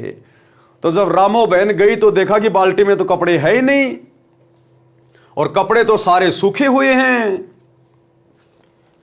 इन्हीं विचारों में नदी पर पहुंची तो देखा कि बाल्टी खाली थी और वस्त्र धोकर झाड़ियों पर सुखा रखे थे जो सूख चुके थे। रामो उन बहनों से बोली जो पहले से नदी पर अपने वस्त्र धो रही थी कि हे बहनों, ये वस्त्र आपने धोकर सुखाए हैं क्या। सब अन्य महिलाएं रामो की ओर देखने लगी। एक बोली कि बहन, तेरा दिमाग चल गया है क्या, या मजाक कर रही है। आप खुद ही तो कपड़े धो रही थी। बेसब्री होकर हमारे भी छींटे लग रहे थे, तेरे को टोका भी था कि धीरे धीरे कपड़े धो, तो खुद झाड़ियों पर सुखा कर गई थी, अब क्या भांग का नशा करके आई है। अब रामो को समझते देर नहीं लगी और रामो फूट फूट के रोने लगी। भाई और बहनों, धरती पर आज वही कबीर परमात्मा प्रकट है। पहले तो परमात्मा छुप छुप के लीला करते थे, किसी अन्य साधु संत महात्मा का रूप बना के लीला करते थे। आज ये सतगुरु स्वयं अपने ओरिजिनल सतलोक के रूप में धरती पे प्रकट हैं, ओरिजिनल फॉर्म में। यदि ऐसी हमारी सच्ची श्रद्धा होगी, सच्ची लगन होगी, तो परमात्मा ना जाने गुप्त रूप में आप और हमारे लिए क्या क्या कर देंगे। गुप्त रूप में सब काम सार दे, जो भी विपदा आने पड़े। रामो रोने लगी और सब कपड़े उठाकर बाल्टी में डालकर आश्रम की ओर चली। आश्रम में किसी सेवादार ने रामो को आश्रम के बाहर बैठे सत्संग सुनते देर तक देखा था। अब जिस समय रामो सत्संग सुन रही थी आश्रम की दीवार से कान लगा के, तो किसी अन्य सत्संगी ने देख लिया था और उसने जाकर गुरुजी के पास में शिकायत कर दी कि गुरुजी, वो रामो तो घनी निकम्मी हो गई आजकल, आपकी बात भी नहीं मानती। और गुरुजी सारा दिन यहां बैठ के सत्संग सुन रही थी, अब गई है कपड़े धोने, मैंने देखा दौड़ के गई है, अब कब धोएगी, कब सूखेंगे गुरुजी। तो किसी सेवादार ने रामो की शिकायत गुरुजी से कर दी थी। आश्रम में किसी सेवादार ने रामो को आश्रम के बाहर बैठे सत्संग सुनते देर तक देखा था। उसने गुरुजी को बताया कि आज आपके कपड़े गीले ही रहेंगे, क्योंकि रामो तो सत्संग समापन तक बाहर दीवार के कान लगाकर सत्संग सुन रही थी, अभी गई है कपड़े धोने। इतने में रामो ने आश्रम में प्रवेश किया और कपड़े गुरुजी के पास रखकर फूट फूट कर रोने लगी। संत जी ने कपड़े छुए तो पूर्ण रूप से सूखे थे। रामो से रोने का कारण पूछा तो बताया कि गुरुजी, आपने दुखी होकर स्वयं कपड़े धोए, मेरे से गलती हो गई, मैंने ऐसे ऐसे सोचा था कि कुछ देर सत्संग सुनकर कपड़े धोऊंगी, परंतु ध्यान नहीं रहा। गुरुजी बोले कि बेटी, परमात्मा कबीर जी रामो बनकर कपड़े धोए हैं, यानी हमेशा ये परमात्मा अपने आप को छुपाता है। संत रूप में जब भी आते हैं अपने आप को छुपाते हैं। उस समय थे सतगुरु रूप में कबीर जी, लेकिन क्या कहा कि सतगुरु कबीर जी मेरे रूप में आकर तेरे कपड़े धो के गए हैं। गुरुजी बोले कि बेटी, परमात्मा कबीर जी रामो बनकर कपड़े धो गए हैं। जो बच्चा गऊ की नजर में यूं साईं को संत, भक्तों के पीछे फिरे भगत वत्सल भगवंत। शब्दार्थ, जैसे गाय अपने बच्चे के ऊपर एक टक नजर रखती है कि कोई पशु पक्षी या मनुष्य मेरे बच्चे को मार ना दे, इसी प्रकार परमात्मा यानी सतगुरु अपने भगत के ऊपर दृष्टि रखता है। जैसे गाय का बच्चा खेलता कूदता किसी और दौड़ जाता है तो गाय भी उसके पीछे पीछे उसकी सुरक्षा के लिए दौड़ती है। इसी प्रकार परमात्मा जो भक्तों का हितकारी है अपने भक्तों के पीछे पीछे फिरता है, उनकी सुरक्षा के लिए साथ रहता है। परमात्मा ने इब्राहिम सुल्तान अदम को नरक से निकालने के लिए बांदी रूप स्त्री बनकर शरीर पर कोरड़े खाए थे। बेटी, दुखी ना हो, तेरा उद्देश्य गलत नहीं था। परमात्मा तो सच्ची लगन व भाव के भूखे हैं। रामो शांत हुई, सत्संग से रामो बस गई, मोक्ष भी मिला। कबीर सतगुरु शरण में आने से आई टले बला। वो रामो बहन समय पर सतगुरु की शरण में आ गई तो उसके परिवार पर जो भयंकर विपदा आनी थी, जो आपत्ति आनी थी, वो टल गई। सतगुरु शरण में आने से आई टले बला। जय भाग्य में सूली लिखी हो, उसके बेटे के भाग्य में वो सूली टूटना लिखा था, वो कांटे में टल जा, यानी थोड़ी बहुत आपत्ति में वो मामला टल जाएगा। समर्थ कबीर परमेश्वर के कृपा पात्र सच्चे गुरु सतगुरु से दीक्षा लेने वाले भगत या भगतमती की परमात्मा रक्षा करता है। यदि पूर्व जन्म के पाप के कारण साधक को मौत की सजा सूली यंत्र के द्वारा मिलनी भाग्य में लिखी हो, जो अत्यधिक पीड़ादायक होती है, तो परमात्मा उस साधक के उस मृत्यु दंड को समाप्त करके कुछ छोटा मोटा दंड जैसे पैर में कांटा लगना देकर टाल देता है। भयंकर दंड को नामात्र के दंड में बदल देता है, जो बहुत बड़ी बला यानी परेशानी थी। तो इस प्रकार से रामो बहन का उद्धार हुआ, उसके परिवार का कल्याण हुआ। परमात्मा ने उस परिवार के कर्म संस्कार को बदल दिया, चेंज कर दिया। किस कारण से? केवल सतगुरु के सत्संग सुनकर उनकी शरण ग्रहण करने के कारण है। तो इसी प्रकार भाई और बहनों, अब ये तो कलयुग चल रहा है, घोर कलयुग है। इंसान के जितने भी पुण्य थे उसने पहले के युगों में समाप्त कर दिए। अब इंसान के पाप कर्म बचे हुए हैं ज्यादातर, और पाप कर्मों से आपत्तियां आती हैं, परेशानियां आती हैं। इसीलिए तो दुनिया भर के एक्सीडेंट, दुनिया भर की बीमारियां, हार्ट अटैक से मौत, ये हमारे पाप कर्म है। और आने वाला जो युग परिवर्तन का समय है 2028 पूर्व निर्धारित है, उस युग परिवर्तन के आसपास के समय में तो दुनिया भयंकर आपत्ति के दौर से गुजरेगी। तरह तरह की प्राकृतिक आपदाएं पूरे विश्व को घेरेंगी बुरी तरह से। कहीं बाढ़ आएगी, कहीं भूकंप आएगा, कहीं अकाल पड़ेगा, कहीं सूखा पड़ेगा, कहीं अतिवृष्टि हो रही है, कहीं ओलावृष्टि हो रही है, कहीं युद्ध हो रहा है, कहीं महायुद्ध हो रहा है, कहीं महामारियां आ रही हैं। तो पूरा विश्व त्राहिमाम करेगा। ये भविष्यवाणियां पहले से हो चुकी है।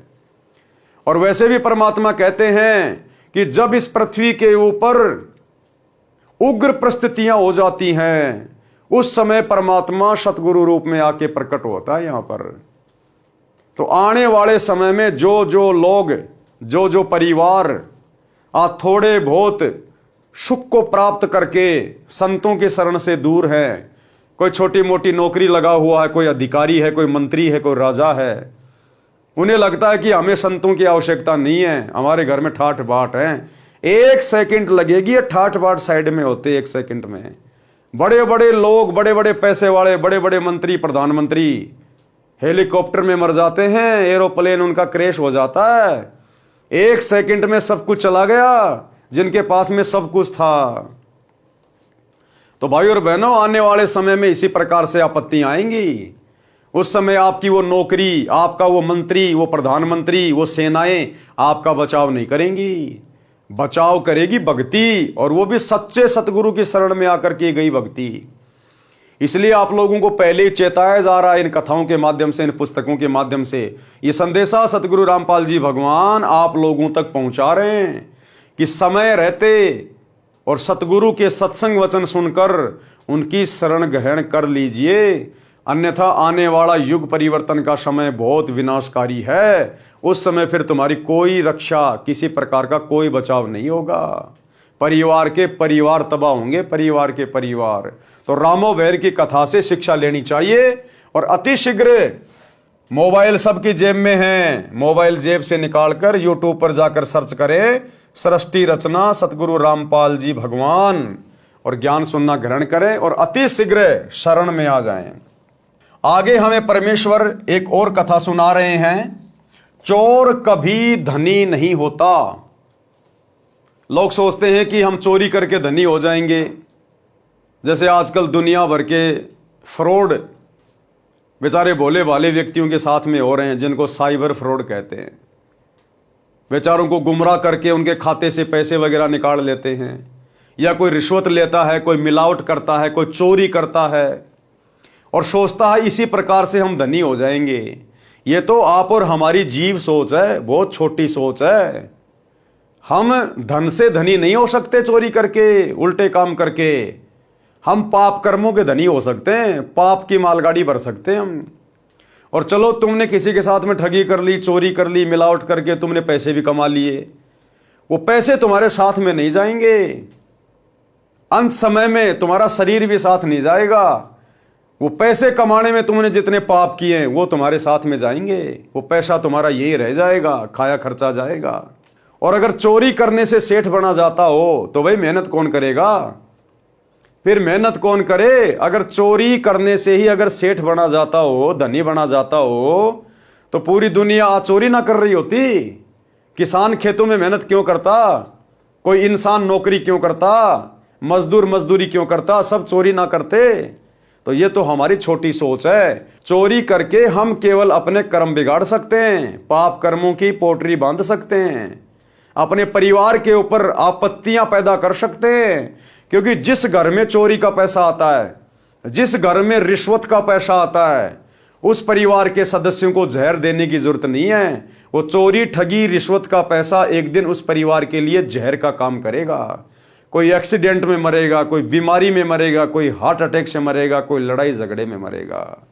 तो गुरुदेव हमें समझाना चाह रहे हैं कि नेक नीति से धन अर्जित करो और भाई सतगुरु की शरण में आ जाओ। तुम्हारे भाग्य में धन नहीं होगा तो भी ये परमात्मा अपनी कलम से तुम्हारे भाग्य में धन लिख देगा। इतना समर्थ है सतगुरु।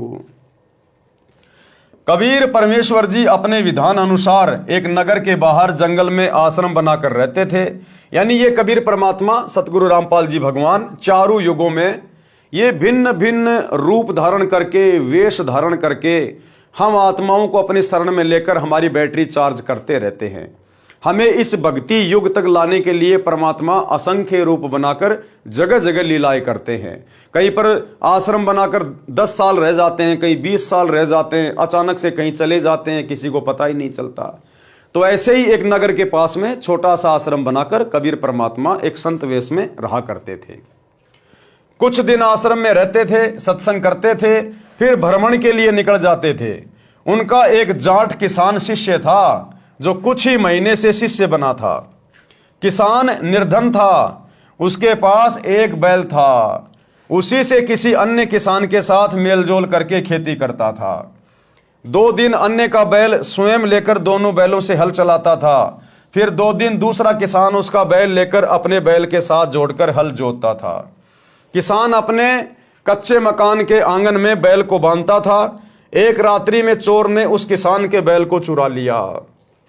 सतगुरु का वो गरीब भगत जिसके पास केवल एक ही बैल था और जब खेती करने का समय आता था किसी और का बैल उधार लेकर अपनी खेती करता था। एक दिन एक चोर आया और रात्रि में उस भगत के उस बैल को चुरा के ले गया। किसान ने देखा कि बैल चोरी हो गया तो सुबह वह आश्रम में गया, गुरुदेव जी से अपना दुख साझा किया। गुरुदेव जी ने कहा कि बेटा विश्वास रख परमात्मा पर, दान धर्म भक्ति करता रहे, आपको परमात्मा 2 बैल देगा। चोर चुरा कर ले गया है, वह पाप का भागी बना है। परमेश्वर की कृपा से बारिश अच्छी हुई, किसान भगत की फसल चौगुनी हुई, 4 गुना ज्यादा फसल हुई, क्योंकि सतगुरु ने आशीर्वाद जो दे दिया था। साधु वचन पलटे नहीं चाहे पलट जाए ब्रह्मांड, साधु बोले सहज स्वभाव, साधु का बोला मिथ्या न जाए। तो गुरुदेव के आशीर्वाद से बढ़िया फसल हुई, बढ़िया बारिश हुई और 4 गुना ज्यादा फसल हुई।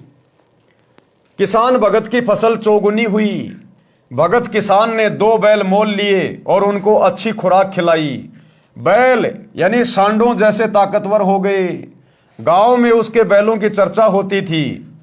1 साल के बाद वही चोर उसी क्षेत्र में चोरी करने आया। अब जो चोर था, अब उसने उस बैल को चुरा लिया और बैल को उसने औने पौने दामों पे बेच दिया। यानी 5,000 का बैल था तो 2,500-3 हजार में बेच दिया और थोड़े बहुत दिन तो उसने अपना परिवार चलाया।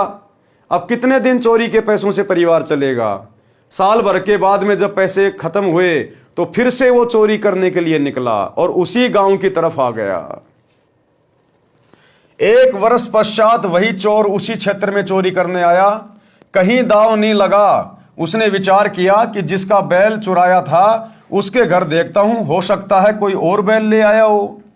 देखा तो 2 बैल खागड़ू जैसे बंधे थे। चोर ने दोनों चुरा लिए। किसान जागा तो बैल चोरी हो चुके थे। गुरुजी से बताया तो गुरुजी ने कहा कि बेटा तेरे घर 4 बैल देगा भगवान। चोर कभी सेठ नहीं हो सकता, पाप पाप इकट्ठे करता है। रजा परमात्मा की, आशीर्वाद गुरुदेव का, बारिश ने किसानों की मौज कर दी। भगत किसान के पास जमीन पर्याप्त थी परंतु बारिश के अभाव से खेती थोड़े क्षेत्र में करता था। बारिश अच्छी हो गई, 2 बैल मोल लिए, 2 कर्जे पर लिए, खेती अधिक जमीन में की, 1 नौकर हाड़ी रखा। 1 वर्ष में सब कर्ज भी उतर गया। बैल 4 हो गए, खागड़ू जैसे मोटे मोटे तगड़े तगड़े। मकान भी पक्का बना लिया। चोर 2 साल के बाद उधर गया और पहले उसी किसान की स्थिति देखने लगा। चोर ने देखा कि 4 बैल सांडू जैसे बंधे हुए हैं। चोर तो माथा पकड़ के बैठ गया कि हे भगवान, मेरा तो दिवाला निकल गया, मेरा तो परिवार बर्बादी के कगार पे आ गया। इसके बैल चोरी करते करते और इसके घर में 3 बैल चोरी हो गए, फिर भी इसके घर में परमात्मा ने मौज कर रखी है। तो चोर ने सोचा भैया इस आदमी से तो पूछना चाहिए ये क्या जंतर मंत्र करता है। तो चोर उसके पास गया। चोर ने किसान को रात्रि में नींद से उठाया तो किसान बोला कौन हो आप? चोर ने कहा कि मैं चोर हूं, जिसने तेरे 3 बैल चुराए थे। किसान बोला भाई मेरी नींद खराब ना कर, तू अपना काम कर, परमात्मा अपना काम कर रहा है, मुझे सोने दे। अब भगत तो टेंशन फ्री हो गया। भगत को तो पता चल गया ना कि तेरा तो बुरा हो ही नहीं सकता, तेरे ऊपर तो सतगुरु का पंजा है। तू तो केवल अपना दान धर्म करता रहे, मर्यादा में रह के भक्ति करता रहे, तेरा तो सतगुरु बाड़ी बाका नहीं होने दे रहा। तेरा तो जब जब कोई नुकसान करता है परमात्मा तुझे आगे ही बढ़ाता है। तो चोर ने कहा भैया तू एक काम कर, तू चोर है ना तो तेरा काम चोरी करना है, तू चोरी कर, मेरी नींद क्यों खराब कर रहा है, मुझे सोने दे। चोर ने पैर पकड़ लिए और बोला हे देवता मेरे से अब चोरी नहीं हो रही। एक बात बता, आपका चोर आपके सामने खड़ा है, आप पकड़ भी नहीं रहे हो। हे भाई तेरा 1 बैल मैंने चुराया, तेरे घर अगले वर्ष 2 बैल खागड़ू जैसे बंधे थे, वे दोनों भी मैंने चुरा लिए। आज 2 वर्ष पश्चात आपके आंगन में 4 बैल खागड़ू जैसे बंधे हैं और मेरा सर्वनाश हो चुका है। बालक भी भूखे रहते हैं, मुझे मार चाहे छोड़, मुझे तेरे विकास का राज बता, कि मुझे तू ये रहस्य बता, ये बात क्या है। चाहे तू मुझे मार चाहे मुझे छोड़, मैंने तेरे को सच्चाई बता दी। मैं भी जाट किसान हूं। चोर क्या बोला कि मैं भी जाट किसान हूं, जमीन भी है और निर्धनता बेअंत है, यानी गरीबी का कोई ओढ़ नहीं है।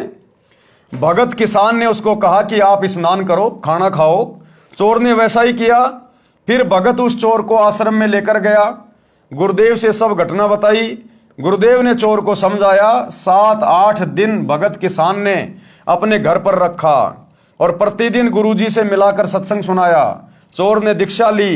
गुरुजी ने कहा कि भगत बेटा नए भगत को 1 बैल दे दे उधार। अब गुरुजी ने उस किसान को क्या कहा कि बेटा ये जो पहले चोरी करता था ना, अब ये भगत बन गया, नाम ले लिया, तू इसको 1 बैल उधार दे दे, ये भी अपनी मेहनत मजदूरी करके खाएगा और परमात्मा इस पे भी दया करेगा, इसका भी धंधा अच्छा चलाएगा, बढ़िया इसकी फसल होगी, फिर ये तेरे को दे देगा वापस। नए भगत को 1 बैल उधार दे दे, खेती करेगा, तेरे पैसे लौटा देगा। भगत ने कहा गुरुजी ठीक है। भगत किसान ने नए भगत को 1 बैल दे दिया। नया भगत प्रति महीना सत्संग में आता था, पूरे परिवार को नाम दीक्षा दिला दिया। 2 वर्ष में वित्तीय स्थिति अच्छी हो गई, यानी गुरुदेव के आशीर्वाद से 2 साल में उसकी आर्थिक स्थिति भी अच्छी हो गई। 1 बैल प्लस 3 पहले वाले चोरी वाले बैलों के रुपए लेकर चोर भगत उस किसान भगत के घर आया। अब परमात्मा ने 2 साल के अंदर अंदर उस चोर भगत की इतनी बढ़िया स्थिति कर दी कि इतनी अच्छी फसल हुई। वो 1 बैल तो जो नाम दीक्षा लेने के बाद में लाया था उधार, उसके पैसे, और 3 बैल जो चोरी करके ले गया था पहले, उनके पैसे, यानी 4 बैलों के पैसे लेकर और अपने भगत भाई के पास गया उसको देने के लिए। उसके बच्चे भी साथ थे। किसान भगत ने उस चोर भगत से सब पैसे देकर कहा कि मुझे क्षमा करना, आपका उपकार मेरी 7 पीढ़ी भी नहीं उतार पाएगी। पुराना भगत बोला कि हे भाई ये सब गुरुदेव जी की कृपा है, उनका वचन फला है, आप ये सब रुपए गुरुजी को दान रूप में दो। मेरे को तो उन्होंने पहले ही कई गुना बैलों की पूंजी दे दी थी, मेरे काम की नहीं। दोनों भगत गुरुजी के पास गए और सारी दान राशि चरणों में रख दी। गुरुजी ने भोजन भंडारा लंगर में लगा दिया, सत्संग किया। इस प्रकार चोरी का धन मोरी में जाता है, भगत सदा फलता फूलता है। यानी हमें गुरुदेव भगवान बता रहे हैं कि चोरी करने से व्यक्ति कभी मालामाल नहीं हो सकता। यानी नेक नीति से कमाई करने वाला भी यदि उसके भाग्य में भक्ति धन नहीं है, उसके पिछले पुण्य नहीं है और बहुत अच्छा आदमी है, लेकिन वर्तमान में सच्चे गुरु की शरण में नहीं है, तो नेक नीति से काम करने वाला व्यक्ति भी नहीं फलेगा, नहीं फूलेगा। क्योंकि भाई और बहनों, जो व्यक्ति आज जिस भी स्थिति में है, चाहे कोई राजा बना है, कोई मंत्री बना है, कोई उद्योगपति है, कोई सेठ है, कोई भिखारी है, उसके पिछले मनुष्य जन्म के पाप और पुण्य के आधार से आज वो व्यक्ति इस स्थिति में है। और जब उसके पिछले जन्मों के पुण्य समाप्त होते हैं, ना वो मंत्री पद पे रह पाता, कोई भी कारण बनेगा, चाहे उसको जनता का समर्थन ना मिले, वो हार जाएगा, या एक्सीडेंट में उसकी मृत्यु हो जाएगी, या अन्य और किसी प्रकार का कोई घाटा हो जाएगा। क्योंकि यहां जो भी कुछ होता है पाप और पुण्य के आधार से होता है, और ये पाप और पुण्य सतगुरु की शरण में आकर ही सेट होते हैं। यदि हमारे पास में पुण्य नहीं है तो सतगुरु की शरण में आकर भक्ति करने से हम नए सिरे से पुण्य बनाते हैं। यदि पाप कर्म ज्यादा हैं, हमें दुखदाई हैं, हमारे ऊपर संकट आ रहे हैं, आपत्तियां आ रही हैं, तो सतगुरु की शरण में आने से पाप कर्म कटते हैं, हल्के होते हैं। तो भाई और बहनों, नेक नीति और ईमानदारी से हमने अपना व्यवसाय करना है, अपना काम धंधा करना है। हमने शौपन में भी किसी की आत्मा नहीं दुखानी है, अन्यथा हम गुरुपद और मर्यादाओं से उसी समय नीचे गिर जाएंगे। संस्कार छूत के रोग की तरह फैलते हैं। अच्छे तथा बुरे संस्कार संक्रमण रोग की तरह फैलते हैं। जैसे भगत के हाथ से बोए गए बीज में भी भक्ति संस्कार प्रवेश होते हैं। जो उस अन्न को खाता है उसमें भी भक्ति की प्रेरणा होती है। यदि कोई नशा करने वाला तथा किसी प्रकार के अन्य विचारों को मन में मंथन करता हुआ हाड़ी बीज बोता है तो उस बीज में भी उसके विचार प्रवेश होते हैं जो उस अन्न को खाने वाले को प्रभावित करते हैं। इसीलिए तो कहते हैं जैसा खाओगे अन्न वैसा होगा मन, और जैसा पियोगे पानी वैसी होगी वाणी। क्योंकि हम किस घर का अनाज खा रहे हैं, किस घर का पानी पी रहे हैं। खाना बनाते समय माता बहनों के दिमाग में क्या चल रहा है, कोई सुखी है, कोई दुखी है, कोई क्या चिंतन कर रही है, वो गुण उस खाने में प्रवेश करते हैं और खाने वाले को भी प्रभावित करते हैं। इसलिए गुरुदेव कह रहे हैं कि ये जो संस्कार होते हैं ना, ये संक्रमण की तरह फैलते हैं, संक्रमण की तरह, छूत के रोग की तरह। इसलिए हमने बहुत सोच समझकर अन्य घर में खाना खाना चाहिए, वहां का पानी पीना चाहिए, बहुत सोच समझकर, क्योंकि खाने पीने का हमारे विचारों पर बहुत गहरा असर पड़ता है। उदाहरण दिया गुरुदेव भगवान ने। एक बहन ने गुरुजी से दीक्षा ले रखी थी। उसके घर पर गुरुजी आए तथा साथ में एक शिष्य भी था। उस बहन की बहन भी किसी कार्यवश उसी दिन आ गई। एक बार एक गुरु था, वो अपने एक चेले के साथ में अपनी एक शिष्या के घर गया। उस दिन उसकी बहन भी घर आई हुई थी, और जो उसकी बहन जो घर आई थी वो बहुत दुखी थी, क्योंकि थोड़े दिन पहले उसकी बेटी का पति मर गया था।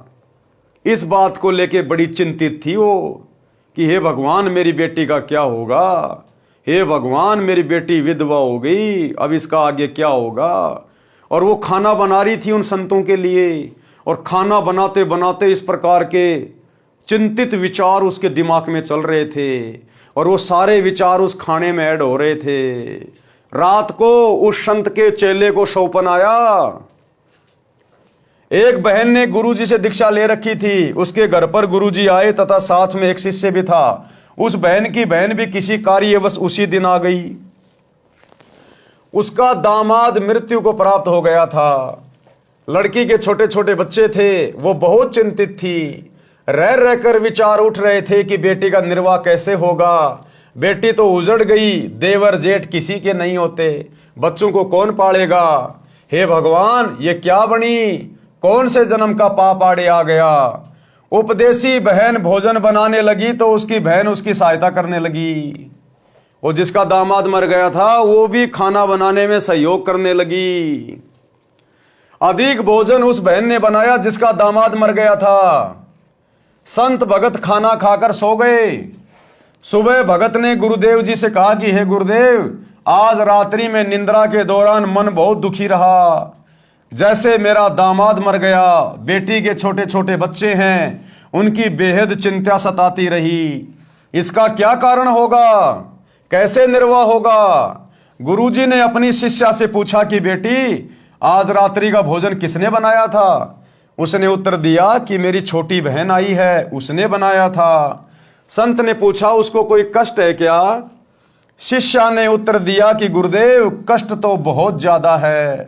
लड़की के छोटे छोटे बच्चे हैं, दामाद की मृत्यु हो गई है, सारा सारा दिन मेरी बहन इसी चिंता में रहती है। दिन में कई कई बार ये कहती रहती है कि बेटी का क्या होगा, कैसे बच्चों का पालन करेगी। गुरु जी ने शिष्य को बताया कि उस बेटी के विचार भोजन में प्रविष्ट हुए और खाने वाले को प्रभावित किया। मेरे को भी यही परेशानी सारी रात रही थी। वो गुरु जी बोला कि बेटा मेरे को भी पूरी रात सौपन में इसी प्रकार के कष्ट हो रहे थे। इसी प्रकार यदि भक्ति नाम सुमरण या आरती या संतों की वाणी का मनन करते करते भोजन बनाया जाए तो खाने वाले में वे सुसंस्कार अच्छी प्रेरणा करते हैं, भक्ति की रुचि बढ़ती है। कोई हाड़ी गाने रागनी गाता हुआ बीज बोता है या खाना बनाने वाली गाने या रागनी गाती हुई भोजन बनाती है तो उस अन्न में वे संस्कार प्रवेश हो जाते हैं। उसे खाने वाले का स्वभाव भी उसी प्रकार बकवाद करने को प्रेरित होता है, जिसका परिणाम वर्तमान 1997 के आसपास में दिखाई दे रहा है। अच्छाई में कम, बुराई अधिक संख्या में मानव लगा है। तो भाई और बहनों, इसलिए हमने बाहर का खाना, हर किसी के घर का खाना खाने से बचना चाहिए। ये आध्यात्मिक बातें हैं, आम सांसारिक लोग इन बातों को नहीं समझ पाएंगे। इसीलिए तो परमात्मा कहते हैं कि जिन लोगों के घर में गुरु का नाम नहीं है, सच्चे गुरु का नाम नहीं है, उन लोगों के ऊपर तो 3 लोक का भार चढ़ा हुआ, 3 लोक का भार। और ऐसे लोगों के घरों पर खाना खाना, चाय पीना, पानी पीना, उनके पाप कर्मों को बंटवाना है, उनके पाप कर्मों का हिस्सा अपने ऊपर लेना। ये बहुत गूढ़ बातें हैं। इसलिए दुनिया दुखी है, परेशान है, क्योंकि आज भारत देश में भी 99% लोग सच्चे सतगुरु की शरण से दूर हैं। मुट्ठी भर आत्माएं आज सतगुरु रामपाल जी की शरण में हैं। बाकी 99% से ज्यादा लोग उन्हीं कुविचारों में सारा दिन रहते हैं, उन्हीं चिंताओं में, उन्हीं परेशानियों में, कोई चोरी में, कोई ठगी में, कोई रिश्वत में, कोई जारी में, कोई 2 नंबर के धंधों में, और सारा दिन उसी प्रकार से अपना काम धंधा करते रहते हैं। तो उन लोगों के विचार उस खाने में प्रविष्ट हो जाते हैं जिसके घर का हम खाना खाते हैं, और इस प्रकार से फिर वो संस्कार हमारे को प्रभावित करते हैं, भक्ति में बाधा उत्पन्न कर देते हैं। भक्ति में बाधा। यदि संतों की वाणी, पाठ, आरती, सुमरण करने वालों की संख्या अधिक हो जाएगी तो वातावरण भक्तिमय हो जाएगा। प्रत्येक व्यक्ति के मन में भगत जैसे भाव उपजेंगे। उस वातावरण को बनाने के लिए घर घर में आरती, रमणी तथा नित्य नियम चलना चाहिए। गुरु जी से दीक्षा लेकर नाम का सुमरण करना चाहिए, जिससे वातावरण में भक्ति के विचारों के तत्व अधिक भर जाएंगे तथा बुरे संस्कारों वाले विचार ऊपर उठ जाएंगे। परमात्मा ने बताया कि शब्द का कभी विनाश नहीं होता, शब्द अखंड होता है। हम जो भी शब्द निकालते हैं ये ऊपर ब्रह्मांड में ये विचरण करते रहते हैं, शब्द का कभी विनाश नहीं होता। अब क्या होगा, हम जितने भी भगत भाई बहन हैं जिनके सुविचार हैं, अच्छे विचार हैं, हमारे घरों में जो आरतियां चलती हैं, हम जो आरतियां करते हैं, पाठ करते हैं तीनों समय का, गुरुदेव के सत्संग चल रहे होते हैं, उनके शब्द चल रहे होते हैं, उनकी वाणियां चल रही होती हैं, हम नाम सुमरण करते रहते हैं मनी मन में या बोल बोल के, तो सूक्ष्म जो शब्द हैं ये ऊपर जाते हैं ब्रह्मांड में, और ब्रह्मांड में जाकर पहले से जो कुशब्द है, जो दुनिया वालों के जितने भी जो बुरे शब्द है, जो कुशब्द है, जैसे रागनियां चलती हैं, गाने चलते हैं, दुनिया भर के लोग फालतू में दुनिया भर की बकवाद करते रहते हैं, तो ऊपर ब्रह्मांड में उन शब्दों की एक लेयर बनी हुई है, एक वो परत बनी हुई है, जिसका प्रभाव लगातार नीचे आता रहता है और पूरे वातावरण को प्रभावित करता है। किसी को भी शांति नहीं है, सबके मन में अशांति बनी हुई है, भय बना हुआ, चिंता बनी हुई है। अब ये भक्ति युग शुरू हो गया सन 1994 से। सभी भगत भाई बहन तीनों समय की आरती करते हैं, पाठ करते हैं, गुरु जी का सत्संग चलता है घरों में या गाड़ियों में, या अपना कोई ट्रैक्टर में काम कर रहा है अपना सत्संग सुन रहा है, कोई मजदूरी कर रहा है अपना सत्संग सुन रहा है, अपना सुमरण कर रहा है। तो हमारे मुख से निकले हुए सुशब्द अब ब्रह्मांड में ऊपर जा रहे हैं, और ऊपर जो दुनिया वालों के कुशब्द की जो लेयर है, जो परत है, उसके नीचे इन अच्छे शब्दों की एक दूसरी लेयर बन जाएगी, एक नई जो है वो परत बन जाएगी। और नई परत बनने से ऊपर वाले शब्दों का प्रभाव नीचे आएगा नहीं, और नीचे आप और हमारे शब्द हैं, तो हमारे शब्दों का प्रभाव नीचे आएगा। तो इस प्रकार से पूरे विश्व का माहौल चेंज होगा। इसलिए गुरुदेव कहते हैं, कथा करो करतार की, सुनो कथा करतार, आन कथा सुनिए नहीं कहे कबीर विचार। भगत के मुख से कभी भी हंसी मजाक की बातें नहीं निकलनी चाहिए। भगत के मुख से कभी भी निंदा, चुगली, राग, द्वेष, ईर्ष्या की बातें नहीं निकलनी चाहिए। भगत के मुख से कभी भी फालतू की सांसारिक बातें नहीं निकलनी चाहिए, क्योंकि आप और हमारे शब्दों की बहुत ज्यादा वैल्यू है। गुरु से दीक्षा लेकर नाम का सुमरण करना चाहिए, जिससे वातावरण में भक्ति के विचारों के तत्व अधिक भर जाएंगे तथा बुरे संस्कारों वाले विचार ऊपर उठ जाएंगे। भक्ति संस्कार ऑक्सीजन जानो तथा बुरे विचार कार्बन डाइऑक्साइड समझो। ऑक्सीजन रूपी भक्ति संस्कार के सिलेंडर खोलने पड़ेंगे, यानी सदग्रंथ साहिब के पाठ पर पाठ करने पड़ेंगे। तो गुरुदेव ने कितनी बड़ी दया कर दी, सत्सेवकों घरों में 24 घंटे सदग्रंथ साहिब का पाठ हो रहा है। गुरुदेव ने इसीलिए तो घर घर में पाठ प्रकाश की मेमोरी भिजवा दी। आज कई हजारों की संख्या में सत्सेवक भाई बहनों के घरों में परमात्मा की अखंड वाणियां चलती रहती है, मीठी मीठी आवाज में। लगातार ब्रह्मांड में वो सुशब्द जा रहे हैं, और इसी प्रकार से धीरे धीरे ये दुनिया का वातावरण बदलेगा। इसीलिए तो हम सभी सत्सेवक भाई बहन तीनों समय नित्य नियम पुस्तिका में पाठ करते हैं, तीनों समय की आरती मुख से बोलते हैं, ताकि ये शब्द ब्रह्मांड में जाएं। यानी सदग्रंथ साहिब के पाठ पर पाठ करवाने पड़ेंगे तथा तीनों समय की संध्या नित्य कर्म करने होंगे, सुमरण करना होगा। भक्ति करने वालों की संख्या बढ़ेगी तो भक्ति के विचार भी पृथ्वी पर अधिक फैलेंगे, जिनसे प्रत्येक के मन में शांति का आभास होगा। सत्संग करने किसी के घर जाते थे तो पहले दिन तो हमारा भी मन अशांत हो जाता था। फिर प्रत्येक भगत अपनी अपनी रमेणी सुबह के नित्य नियम, शाम की आरती तथा सुमरण करते, फिर सत्संग सुनाता, तब उस घर से बुरे विचार यानी कुसंस्कार निकल जाते। सुसंस्कारों की अधिकता होने से मन शांत होता। जब हम सत्संग या पाठ करके अगले गांव जाने लगते थे तो पूरा परिवार रोने लग जाता था। उनको इतनी शांति तथा संत भक्तों के संग में मिलती थी, उन संस्कारों का प्रभाव महीनों भर रहता था। यदि नाम लेकर प्रतिदिन की तीनों संध्या व सुमरण परिवार के लोग करने लग जाएं तो वह शांति सदा बनी रहेगी। जो बीड़ी हुक्का में तमाकू पीता है और वह बीज बोता है तो उस अन्न में भी तमाकू की वासना सूक्ष्म तत्व प्रवेश कर जाते हैं। उस अन्न को खाने वाले में भी तमाकू सेवन करने की प्रेरणा बन जाती है। देखो कितना गहरा असर होता है। अगर कोई किसान अपने बैलों से, ऊंट से या फिर ट्रैक्टर से, यदि किसी ने नशा कर रखा है, शराब पी रखी है और बीज बो रहा है, कोई बीड़ी पी रहा है, कोई हुक्का पी रहा है और अपने बैल से या फिर अपने ऊंट से या ट्रैक्टर से खेत में बीज डाल रहा है। पहले किसान क्या किया करते थे, 2 हड़ाई भरते, उसके बाद बैठ जाते, चिलम पीने लग जाते, फिर 2 हड़ाई भरते, फिर चिलम पीने लग जाते। तो गुरुदेव कह रहे उस बीज को खाने वाले व्यक्ति में भी नशा करने की प्रवृत्ति ऑटोमेटिक पैदा हो जाती थी।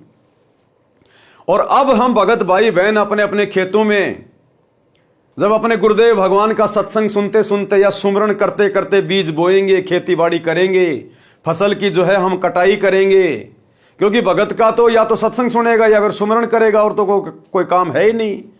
तो भगत के घर का अन्न यदि कोई खाएगा तो उसमें भी भक्ति करने की प्रेरणा उठेगी, उसमें भी नेक विचार उत्पन्न होंगे। इस प्रकार से देश दुनिया का माहौल धीरे धीरे बदलेगा जैसे जैसे भगत समाज की संख्या बढ़ेगी और भगत समाज विधि विधान से गुरुदेव भगवान की भक्ति करेगा।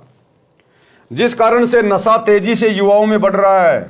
जब तक बच्चे हैं तब तक तो पिता, चाचा, ताऊ, दादाजी के डर से तंबाकू सेवन नहीं करते, परंतु युवा होते ही वे संस्कार प्रबल हो जाते हैं और नशे की आदत शीघ्र पड़ जाती है।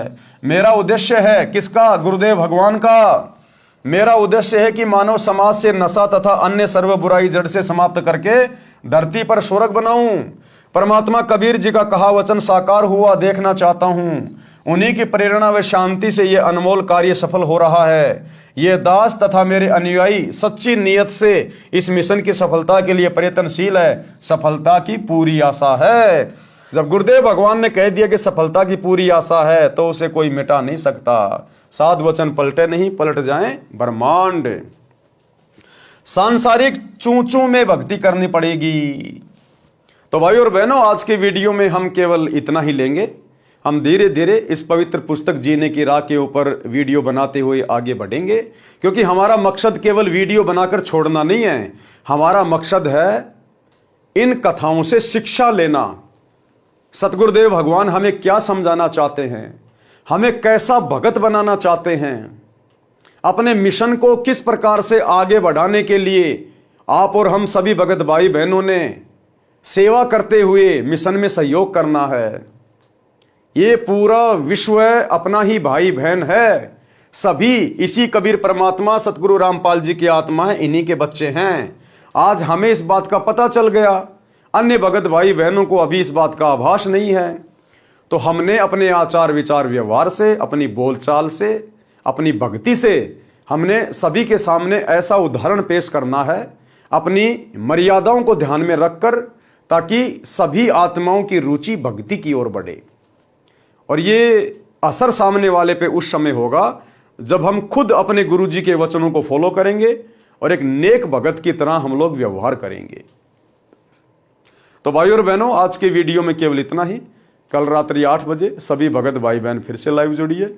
तब तक गुरुदेव भगवान हम सबको आज्ञा दे, इजाजत दे, सद्बुद्धि दे, आशीर्वाद दे। बंदी छोड़ सतगुरु रामपाल जी भगवान की जय हो। भाई जो गुरु बचन पे डट गए, कट गए फंद 84 के, कट गए फंद 84 के, कट गए फंद 84 के। भाई जो गुरु बचन पे डट गए, कट गए फंद 84 के।